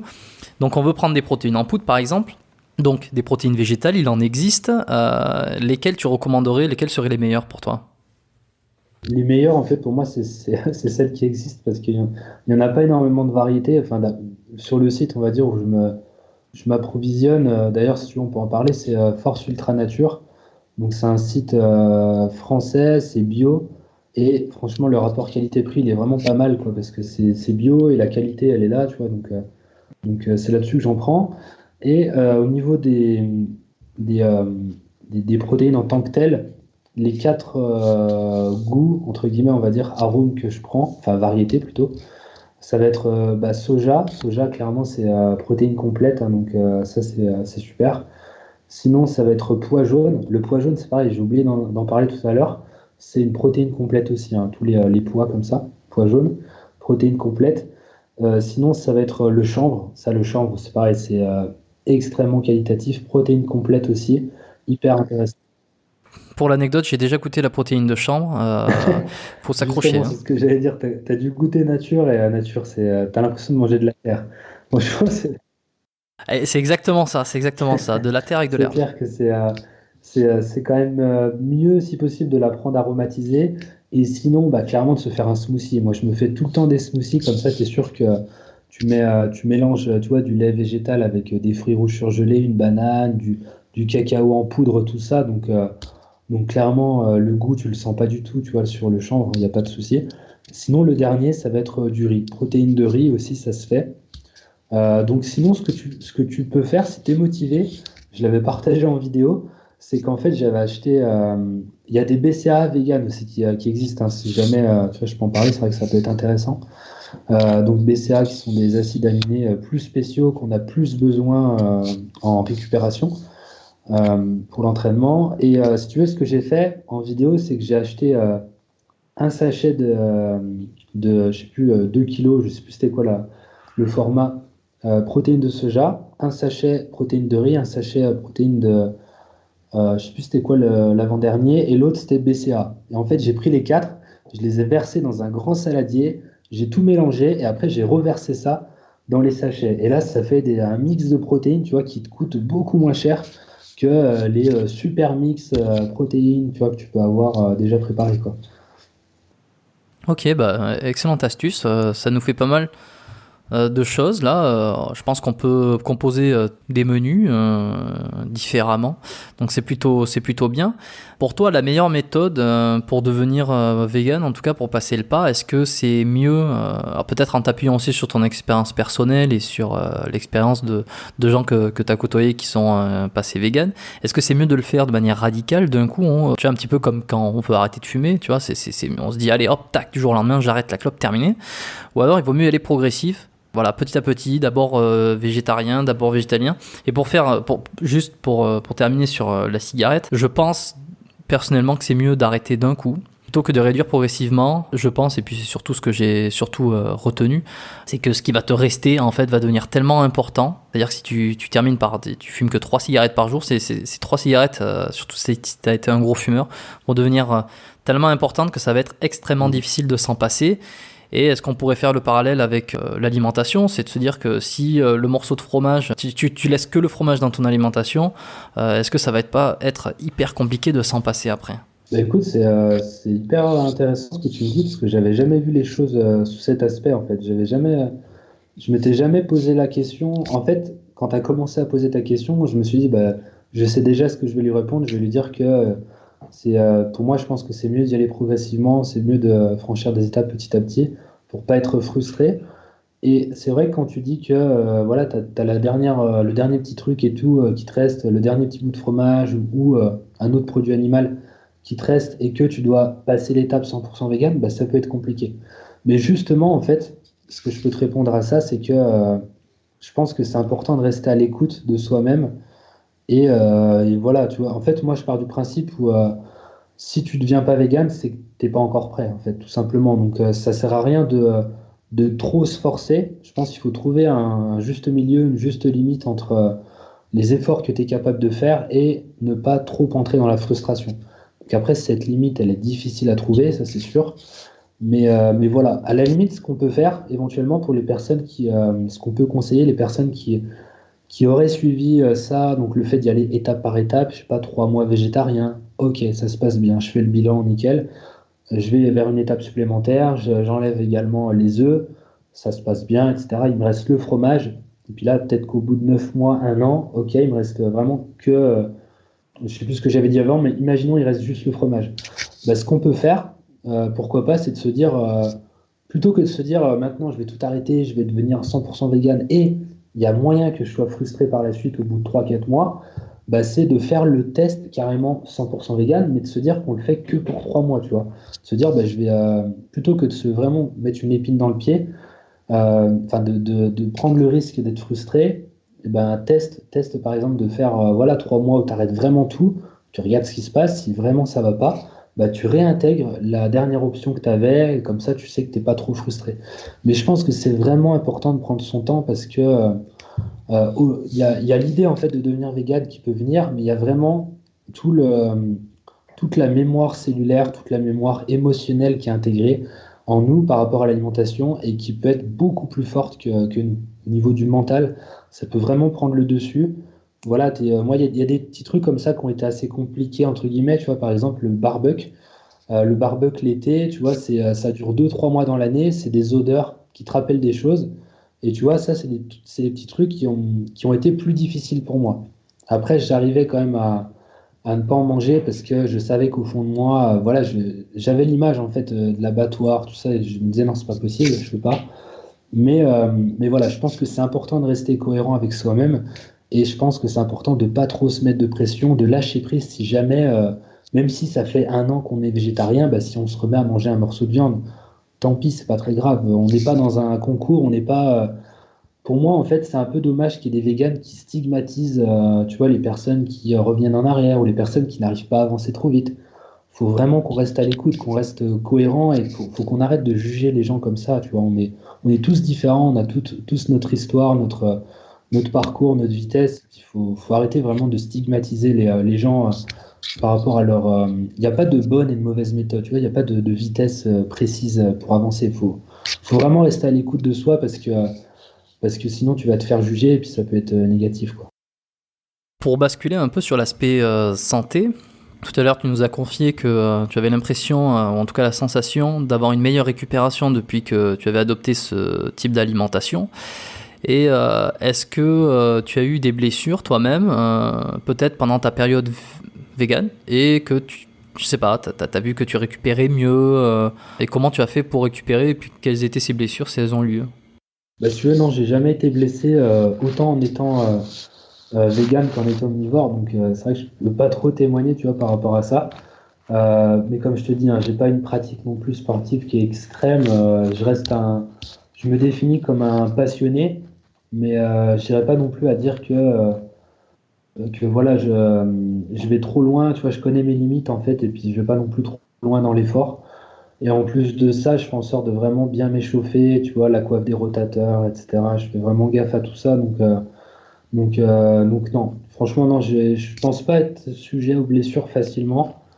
J'ai quand même une bonne capacité à récupérer et puis ouais, peut-être une bonne souplesse entre guillemets. Donc c'est vrai que je peux pas trop témoigner si j'ai eu des avantages ou des inconvénients par rapport à ça, comme je me suis jamais blessé de ma vie, je peux pas trop donner l'avis là-dessus, quoi.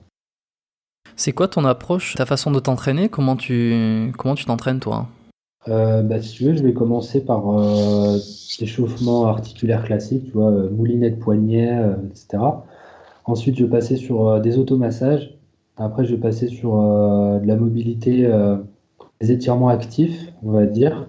Je sais pas si tu vois ce que je veux dire, je pense. Ouais, ouais. Pas rester passif pendant 20 secondes, mais aller chercher amplitude de plus en plus progressive. Puis après, je vais chauffer la zone articulaire qui est, comment dire, que je vais travailler sur la séance. Si je vais travailler, je sais pas, sur les tractions, sur le dos ou sur le torse, bah, plutôt localiser sur la coiffe des rotateurs, l'épaule, voilà, le triceps, etc., de manière localisée, puis augmenter l'intensité petit à petit en passant sur du polyarticulaire, puis après terminer vraiment avec des charges de plus en plus lourdes pour arriver sur mes charges de travail petit à petit quand même. Et après, sinon, après la séance, soit automassage, si j'y pense, ou alors sinon c'est directement à la douche, etc. Ok, et parmi tes coachings, enfin en tout cas parmi les gens que tu coaches, tu m'as parlé aussi d'un petit peu de préparation mentale. Moi, c'est un domaine qui me rend extrêmement curieux et j'ai vraiment pour objectif de faire un épisode spécial sur ça avec un préparateur mental. On va peut-être pas en parler précisément, mais tu m'as dit que tu prenais un petit peu en charge donc ton client d'une manière globale, hein. Il n'y avait pas que l'entraînement, il y avait aussi la manière de s'entraîner, la manière de voir, l'activité. De la vivre, de s'alimenter, tout ça, et donc la partie mentale également. On va dire quelles sont les grandes lignes directrices, toi, de tes coachings. Tu vois, quand un client vient te voir pour une transformation, un meilleur bien-être, on va dire, ou un changement d'alimentation, Ouais. quelles sont tes étapes que tu mets en place? Bah, en fait, si tu veux, j'ai pas de modèle précis dans le sens où je m'adapte vraiment aux besoins de la personne et je vais pas forcément lui dire qu'elle peut faire les trois dimensions. Donc, ce que je veux dire par là, c'est la dimension nutrition, la dimension sport, entraînement et la dimension mentale, un petit peu développement personnel.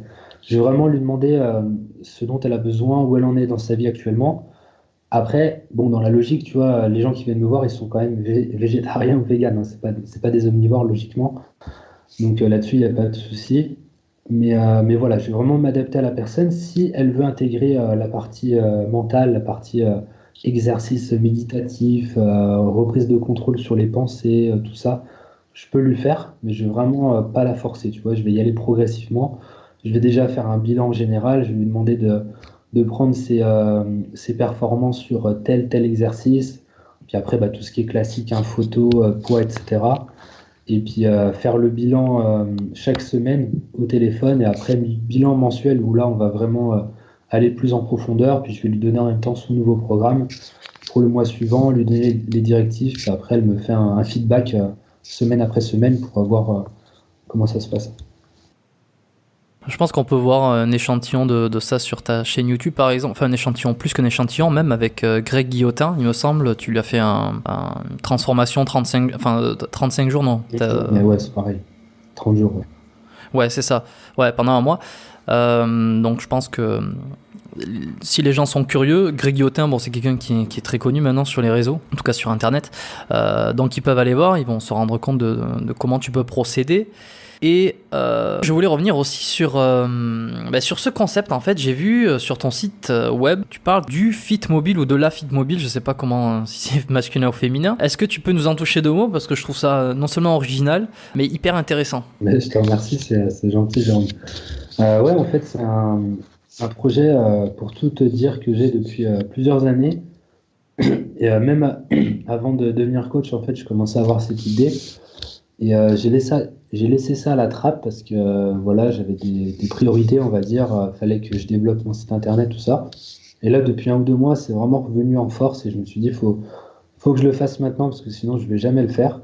Et en clair, c'est un système de coaching en extérieur déjà parce que personnellement, je me vois pas coacher en salle, j'arrive pas à me motiver à rester cadré. Pour moi, il faut vraiment que ce soit inspirant, faut que les dimensions soient limitées pour que le potentiel soit limité, tu vois, pour que la progression soit limitée. Faut qu'il y ait du ciel au-dessus de la tête, faut que les distances soient démesurées. Et donc, je me suis dit, bah, comment est-ce que je peux faire? Parce que c'est clair qu'en salle, il y a du matériel, il y a de la qualité au niveau du matériel, il y a des poids, il y a plein de choses. En extérieur, tu as le côté inspirant, mais en même temps, il n'y a rien, tu vois. Un coach qui va coacher en extérieur, il emmène des élastiques, deux, trois kettlebells, et puis ça s'arrête là, tu vois. C'est impossible d'emmener du matos. Donc, j'ai commencé à laisser un petit peu de côté ça quand j'avais ce projet d'aller coacher dehors. Et il y a quelques années, je suis tombé sur un vélo cargo, donc c'est-à-dire un vélo transporteur. Donc en clair, c'est un vélo qu'on peut voir de plus en plus dans les grandes villes, tout ce qui est Lyon, Paris, même ailleurs, hein, ça se développe. Donc c'est un vélo avec un gros coffre tout simplement devant, qui est assez long, hein, quand même. C'est pas un petit vélo, c'est un vélo qui fait 2-3 mètres et qui permet d'emmener jusqu'à 150 kilos, voire un peu plus, parfois 200 kilos de matériel. Et je me suis dit, mais c'est génial, en fait, c'est super, c'est exactement ce qu'il me faut pour emmener du matériel de muscu, pour emmener des poids, des kettlebells assez lourdes. Je peux même emmener des barres à dips, tout ça, je peux les caler, en fait, j'ai imaginé un peu tout ça, je peux même emmener des barres, je peux les caler le long du vélo. Donc ce projet, je vais le lancer. En fait, là, clairement, j'ai réussi à mettre la somme de côté parce que c'est un vélo qui coûte quand même plusieurs milliers d'euros, c'est pas donné. Donc là, clairement, j'ai vraiment envie de le faire parce que je sais que ça pourrait être hyper inspirant. Le but, c'est de coacher 4 à 6 personnes, vraiment des groupes qui sont pas des gros groupes, on va dire, et de les emmener dans des lieux qui sont naturels et de faire voilà, des squats avec une barre chargée à 80-100 kilos avec un lac devant soi, tu vois. Faire un soulevé de terre avec, je sais pas, une forêt devant soi. Je trouve ça tellement inspirant, en fait, tellement génial que je me suis dit, il faut vraiment, vraiment que je développe le truc. Donc là, d'ici la semaine prochaine, je vais aller visiter l'entreprise qui fait ça, qui est pas très loin de chez moi, qui est à quelques dizaines de kilomètres de Dijon. Je vais lancer ça sur Dijon d'ici peut-être 1, 2, 3 mois. Je vais voir quand les gens vont se motiver parce qu'il faut quand même qu'il fasse un petit peu chaud, que ça remonte un petit peu. Et puis après, je vais lancer ça sur Lausanne à partir de septembre. Donc Lausanne en Suisse, sur les bords du lac Léman. Et toujours pareil, même concept, lieu hyper inspirant, coaching groupé, petit groupe 4 à 6 personnes. Et le but, c'est de faire des genres de circuits training, donc des petits circuits groupés avec. Il y en a un qui fait du soulevé terre pendant que l'autre il fait du kettlebell. Il y en a un troisième qui fait je sais pas, des tractions aux anneaux, etc., etc., quoi. Le but, c'est vraiment d'amener les gens à sortir de chez eux et puis de progresser dans la nature. Ouais, c'est un projet ambitieux, je te souhaite de le réussir, c'est intéressant et ça sort du lot. Et puis même, je pense que c'est hyper inspirant. Tout ce qui est différent comme ça, moi j'aime bien. Des nouvelles idées ou je sais pas, des nouvelles façons de voir les choses. Et puis tu vois, t'as cette idée de vouloir entraîner en plein air. Donc c'est plutôt cool d'aller chercher les moyens de le faire. Juste avant de te poser les 3 petites questions de fin que j'ai pour l'habitude de poser, évidemment, rapidement, j'aimerais avoir ton avis sur The Game Changers sur Netflix. Alors peut-être rapidement, parce que pour ceux qui sont vraiment intéressés d'avoir tout un avis complet, je les renvoie sur ta vidéo YouTube. Donc tu en as fait une vidéo il y a 2 mois, je pense. Je crois que c'est ça. Mais rapidement, qu'est-ce que t'en as pensé, toi, de ce documentaire qui a fait un énorme bruit et dont tout le monde en a parlé d'ailleurs. Ouais, carrément. Bah, d'ailleurs, en fait, c'est intéressant que tu m'en parles et puis que tu fasses le lien avec ma vidéo parce que je me suis rendu compte que ma vidéo, tu vois, je l'ai fait le lendemain où je l'avais vue. Et puis j'étais un peu, tu vois, franchement, ça faisait au moins 1 an que j'attendais le documentaire. J'étais vraiment comme un gosse et tout. Et du coup, j'ai regardé ça. Et puis sur le coup, tu vois, j'ai pas vraiment pris assez de recul. Et pour moi, il y avait que du positif, tu vois. Clairement, dans ce que je disais dans ma vidéo, voilà, c'est super, etc.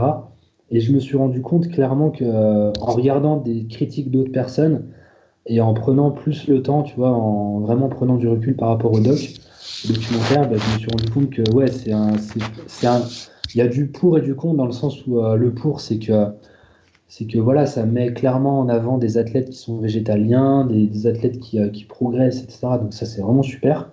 Mais d'un autre côté, il y a quelque chose dont tu avais parlé tout à l'heure qui était intéressant, tu disais, il me semble que dans le documentaire, tu avais pu voir qu'on disait c'est mieux en gros d'être vegan que d'être omnivore pour progresser. Un peu l'idée de propagande, ouais. Ouais, c'est exactement ça, c'est un peu ça, et je trouve ça un petit peu dommage parce que voilà, faut rester cohérent dans le sens où, tu vois, en fait, ce que je trouve qui est un peu dommage, c'est que dans le documentaire, ils utilisent le burger omnivore, un burger avec un steak de bœuf pour dire c'est mauvais sur la santé si tu compares ça à une protéine végétale. Mais c'est évident en fait. C'est logique, hein, si tu le compares à un aliment transformé omnivore, forcément, un aliment vegan, ça va être meilleur. Donc, tu vois, il y a des petits trucs comme ça, avec le recul, je me suis dit, c'est dommage, quoi. C'est dommage parce qu'ils auraient vraiment pu faire mieux, ils auraient pu ne pas forcément dire que c'est meilleur, mais dire que c'est tout aussi bien d'être vegan. Ça aurait pu être quelque chose de largement suffisant. Donc mon avis, il est mitigé, si tu veux. C'est positif, mais ça reste à l'américaine, ça reste un peu du blockbuster et ça reste vraiment, on rentre dedans et puis on démonte tout, quoi. C'est un petit peu dommage. Ouais, je pense que c'est intéressant de le regarder avec une espèce de filtre. Hein. Attention, hein, tout est monté, tous les arguments sont balancés un peu dans un ordre précis pour vraiment te mettre dans le crâne que l'homme n'a jamais été fait pour manger de la viande et que quand il mange, il passe en régime vegan, bah, tout devient formidable, il explose ses performances. Mais bon, si tu creuses un petit peu, enfin si tu creuses ou en tout cas si tu essaies de prendre du recul, et c'est pas facile parce que c'est extrêmement bien fait, tu te rends compte qu'il y a quelques petites incohérences. À ce propos, je recommande la vidéo, il y avait Julien Vénesson qui avait fait une vidéo très très longue de récap sur The Game Changers. Je sais pas si tu l'as vu, j'avais trouvé extrêmement intéressante. Limite, c'est un ami qui m'avait envoyé le lien de la vidéo de Julien Vénesson et je l'avais trouvé presque plus intéressante sa réaction au documentaire plutôt que le documentaire lui-même. Ouais, ouais. Après, j'ai vu sa vidéo, je crois, mais en fait, il faudrait que tu regardes les commentaires parce qu'il y a un vegan que je connais qui est bien calé aussi niveau nutrition et qui a répondu. Tu regarderas éventuellement parce qu'il y a des points qui sont, enfin, soi-disant, Julien, au niveau des études, enfin, faut faire attention aussi un petit peu par rapport à ça. Bon, après, je sais pas trop, hein. J'ai pas Ok. été vérifié. Mais c'est vrai que tout à apprendre avec des pincettes, hein. C'est clair que je suis d'accord que The Game Changers, il est clairement surexposé. Je sais plus, je voulais te dire quelque chose d'ailleurs par rapport à ça. Je sais plus, je te redirai éventuellement plus tard si j'y pense, mais là c'est passé. Je sais plus ce que je voulais te dire. Ok, non mais effectivement, je recommande la vidéo de Julien parce qu'elle est, on va dire qu'elle est en opposé par rapport à ce que veut nous marteler le documentaire. On rappelle évidemment à tout le monde que prenez des pincettes sur tout ce que vous voyez. Hein. Je veux dire, c'est pas parce que je vous recommande quelque chose en particulier qu'on dit des choses que c'est la vérité absolue. Absolument pas. Donc voilà, déjà on se dédouane de toute future erreur de cette manière-là. Et puis non, c'est vrai, hein, faites-vous votre avis. Hein. Jérôme, ouais, du coup, je me souviens. En fait, ce que j'allais te dire, c'est que par rapport à ça, donc les critiques, tout ça, il y a beaucoup de gens qui se sont dit après, ah ouais, ça va pas du tout aider les gens à devenir véganes. En fait, les véganes en tant que tels, ceux qui sont déjà véganes, d'après ce que j'ai pu voir dans les groupes Facebook, tout ça, ils disaient, waouh, c'est horrible ce qui s'est passé avec The Game Changers. Les gens, ils vont pas y croire. Il y a pas de gens qui vont vouloir devenir véganes parce que c'est clairement un blockbuster. Voilà, c'est tout faux en gros le documentaire. Et au final, bah, il se trouve que j'ai pu voir dans des groupes Facebook des partages d'inscriptions au groupe Facebook. J'ai pu voir au niveau de mes abonnements sur la chaîne YouTube, au niveau des gens qui m'ont demandé des infos, que clairement, ça a vraiment aidé des gens, même si il y a du bullshit, entre guillemets, même s'il y a des études qui sont bidons. Il y a quand même beaucoup de gens qui se sont mis à réfléchir et qui sont passés sur essayer, tu vois, d'être végétarien ou vegan. Donc il y a quand même du positif. Si tu prends en compte, qu'est-ce qu'on vise derrière? Tu vois, qu'est-ce qu'on vise derrière? C'est manger moins d'animaux. Après, études, pas études, c'est sûr que bon, c'est autre chose, tu vois. Mais si tu prends ça, bah, tu te rends compte qu'il y a eu du positif au niveau de la surconsommation de viande. Voilà, on peut dire ça que conséquence positive finalement, c'est que ça a fait parler de cette du régime. J'ai toujours du mal à trouver le bon mot pour ça, mais on va dire de la diète végane, on va dire. Ça a fait parler beaucoup, donc les gens s'intéressent et finalement peut-être ils feront attention à leur santé. Et avant de conclure, j'aimerais quand même mettre en garde, c'est que vegan ne veut pas nécessairement dire santé. Et pour prendre un exemple tout con, c'est que un cookie sorti de n'importe quelle usine industrielle avec du chocolat, avec je sais pas, avec toutes les farines végétales, etc. n'est pas n'est pas quelque chose qui est recommandé pour être en bonne santé. Je veux dire, tu peux manger des cookies toute la journée, tu seras en mauvaise santé. Pourtant, c'est vegan. Donc peut-être attention à cet amalgame aussi, où les gens pensent qu'à partir du moment où c'est vegan, c'est santé. Tu as complètement raison et c'est clair qu'il y a vraiment un greenwashing, tu vois, un peu par rapport à tout ça, vegan, l'emballage est vert, etc. C'est beau, c'est bio, mais il y a des chips qui sont bio, tu vois, qui sont vegan aussi en parallèle, hein. C'est pour ça, c'est clair qu'il faut faire gaffe. L'alimentation healthy, l'alimentation santé n'est pas synonyme enfin, l'alimentation vegan plutôt n'est pas synonyme d'alimentation santé. Ça, c'est clair, il faut aller vers des aliments naturels. Très bien, bah écoute, pour terminer, je vais te poser 3 petites questions. Donc je disais que j'ai l'habitude de demander en fin d'épisode. D'abord, est-ce que il y a un conseil que tu donnerais à quelqu'un qui aimerait commencer la musculation, qui aimerait commencer le sport et qui n'y connaît pas grand-chose? Bah, je lui dirais S'il y avait qu'un seul conseil, disons. conseil. Bah déjà, je dirais de démarrer à poids de corps avec ce dont il dispose, vraiment sur des choses simples, parce que ça va autant lui permettre de voir si au niveau des sensations elle aime bien ça, que ça va lui permettre de renforcer son gainage et toutes les choses qui sont importantes et qu'on oublie de travailler par la suite. Donc je dirais commence à poids de corps et tu verras par la suite ce qui se passe. Ne pas mettre la charrue avant les bœufs, si je peux trouver cette analogie.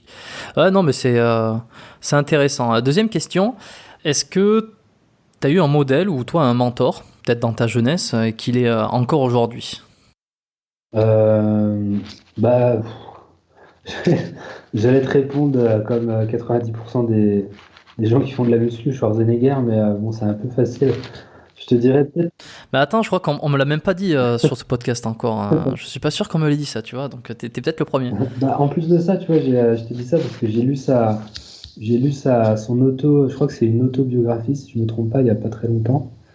Et Ouais, c'est Total Recall. ouais, c'est ça, ouais. Et franchement, au-delà de la muscu, en fait, il est tellement inspirant par rapport à sa mentalité, par rapport à son mindset. C'est un entrepreneur qui est juste incroyable. Enfin, après, c'est une machine, hein. C'est clair que c'est vraiment un Terminator. Mais clairement, ouais, par rapport à ses valeurs, par rapport à tout ce qu'il fait, et même actuellement, quand tu vois le fait qu'il consomme quasi plus de viande et tout ça, tu te dis, le mec, il a baigné dans le culturisme, c'est lui qui a tout révolutionné, tu vois, et maintenant, il passe du tout au tout, il est dans l'écologie et tout. Enfin, je trouve ça génial, quoi. Il est vraiment inspirant. C'est vraiment le... Après, bien sûr, hein, il y a de l'argent, il y a plein de choses derrière, etc. The Game Changers, il est dedans, c'est peut-être pas par hasard aussi. Mais je pense qu'il a quand même un bon fond et pour moi, c'est vraiment un personnage qui est inspirant, qui est très inspirant. Et je recommande également ce livre qui m'a beaucoup marqué, moi, quand je l'ai lu. C'était, je pense, il y a 2 ans maintenant. Je sais pas si c'est une biographie ou une autobiographie. Peut-être qu'il s'est fait aider pour l'écrire, mais en tout cas, ça relate tout son parcours et entre persévérance, entre intelligence, je veux dire, arriver à s'adapter, arriver à à changer comme ça de secteur, mais tout en étant à chaque fois très impliqué et puis en réussissant partout. Je veux dire, c'est quand même un modèle de réussite. C'est très inspirant, je le recommande à chacun. Et ce qui m'amène vers la troisième question. Est-ce qu'il y a un livre qui t'a particulièrement marqué, peut-être mis à part celui-ci, et que tu recommandes souvent, que ce soit dans le domaine du sport ou pas nécessairement? Là, de tête, comme ça, parce que si tu veux, j'ai pas vraiment réfléchi. Tu m'avais déjà demandé ça, mais euh, il y a un livre, je sais plus c'est quoi le titre, mais je conseille aux gens d'aller regarder. C'est Rich Roll, donc c'est un ultra-marathonien. Donc je pense pas que ça te dise quelque chose, il est pas forcément hyper connu, mais c'est un ultra-marathonien qui, en fait, si tu veux, c'est le premier livre que j'ai lu quand je suis devenu vegan. Je voulais me renseigner sur les sportifs véganes, donc ça n'a rien à voir avec la musculation, hein. C'est un mec qui fait de l'ultra-marathon, mais du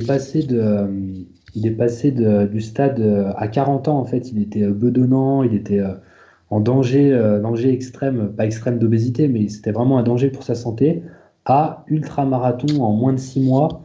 Son parcours, il est impressionnant, je te jure que franchement, c'est vraiment incroyable. Il a une mentalité, son livre, franchement, il est vraiment génial pour les personnes qui veulent de la motivation. Sinon, il y en a un deuxième aussi qui m'a bien inspiré, c'est l'autobiographie aussi de Mike Tyson. Je sais pas si tu l'as lu, mais c'est incroyable. Ouais, elle est excellente. Incroyable. Son parcours, sa jeunesse, c'est vraiment dingue, complètement dingue. Non, c'est complètement fou. On se rend compte à quel point il a eu une vie de fou. Beaucoup de côtés négatifs, beaucoup de côtés positifs, mais franchement, je la recommande vraiment aussi. Le premier bouquin dont tu as parlé, Rich Roll, non, je ne l'ai pas lu, j'en ai entendu parler, c'est ça? Ouais, alors c'est Rich Roll, c'est l'ultra-marathon pour la vie, le titre du bouquin, le titre du livre. Très bien, je me renseignerai dessus parce que ça m'intéresse également. Je laisserai dans les notes de l'épisode donc les deux livres. Là, vous déroulez la description et vous retrouverez dans livres mentionnés les deux bouquins. Avant de terminer, est-ce que si on veut te suivre ou te contacter, où c'est qu'on peut le faire, où c'est qu'on peut te retrouver sur le web? Je pense pour les gens qui veulent, comme toi, je pense que ça peut être pas mal d'aller sur YouTube, qui veulent avoir un aperçu. C'est toujours bien de voir des vidéos, donc c'est Training Life. Alors c'est un nom qui paraît un peu compliqué comme ça, donc c'est Tree, comme l'arbre en fait, Tree, N-I-N-G, Training et Life, L-I-F-E, la vie juste après. YouTube ou sinon directement sur mon site internet, donc c'est pareil, traininglife.fr. Je pense que ça peut être bien pour donner un aperçu. Excellent, je laisserai tout ça aussi dans les notes de l'épisode. Si vous êtes curieux, cliquez sur les liens, allez voir un petit peu ce que Jérémy fait, ce qu'il propose notamment sur ses vidéos. C'est quand même intéressant, ça risque de répondre à pas mal de vos problématiques, en tout cas de vos questions que vous posez si vous avez envie de devenir vegan. Je suis le premier là pour le coup. Est-ce que tu aurais quelque chose à rajouter ou peut-être un dernier message à faire passer? Non, rien de précis, juste comme je disais, hein, les personnes qui veulent qui se disent j'ai envie de devenir vegan, essayez déjà de devenir végétarien tranquillement, vous prenez pas la tête, et puis lâchez un petit peu prise si vous remangez un petit bout de steak de temps en temps, il n'y a pas de souci, il n'y a pas de problème. Restez à l'écoute de vous-même, c'est vraiment le plus important. Je te remercie Jérémy d'être passé sur le podcast, c'était un super moment, j'ai appris énormément de choses, j'espère que tous les auditeurs auront apprécié cet épisode. Je te remercie encore une fois et puis je te dis à bientôt pour un prochain épisode, peut-être, on l'espère. Merci aussi Jérôme, c'était vraiment super. C'est vrai qu'on a passé une bonne heure et demie passée et puis ouais, j'ai bien aimé aussi l'échange, c'était super constructif. Donc merci à tous pour l'écoute, c'était top et puis peut-être à la prochaine. Merci à tous d'avoir écouté cet épisode jusqu'au bout, je vous félicite, c'est bien, vous avez été jusqu'à la fin. Puis je remercie évidemment Jérémy d'avoir partagé ses conseils, d'avoir partagé ses connaissances et d'avoir répondu à mes questions. Si ça vous a plu, vous pouvez directement partager cet épisode à un ami qui peut-être se pose des questions sur ce type de diète, que vous avez envie peut-être de le sensibiliser à la cause végane. D'autres alternatives sont possibles. Bon voilà, chacun reste après avec son libre arbitre de faire ce qu'il veut évidemment. Mais si vous avez appris pas mal de choses sur cet épisode et que vous pensez que vous avez un proche qui pourrait en apprendre et qui pourrait vous dire merci de lui avoir fait découvrir en même temps le podcast, envoyez-lui directement par message ou par mail. Vous ferez 2 € lui pour lui faire découvrir l'épisode, mais moi aussi parce que vous participez à faire grossir la communauté biomécanique. Et si vous souhaitez la faire grossir encore plus, vous pouvez laisser une évaluation de 5 étoiles sur l'application Apple Podcast sur iPhone. Si vous n'avez pas d'iPhone, c'est pas grave. Vous pouvez laisser une évaluation sur l'application de votre choix ou tout simplement voir autour de vous si quelqu'un a un iPhone pour aller dans l'application, aller sur le podcast biomécanique et laisser 5 étoiles, toujours en laissant un petit commentaire. Et puis une dernière petite chose, si vous voulez vous inscrire à la lettre biomécanique qui est gratuite, qui vous permet de recevoir toutes les informations sur la sortie de nouveaux épisodes, biomécaniquepodcast.com/lettre, vous serez les premiers au courant dès qu'il y a un nouvel épisode de podcast qui sort, toujours avec un peu d'infos exclusives à l'intérieur. Merci d'avoir passé autant de temps avec moi dans vos oreilles. On arrive à la fin, je vous souhaite une bonne journée et je vous dis à très bientôt, à très vite pour un prochain épisode du podcast Biomécanique. Ciao.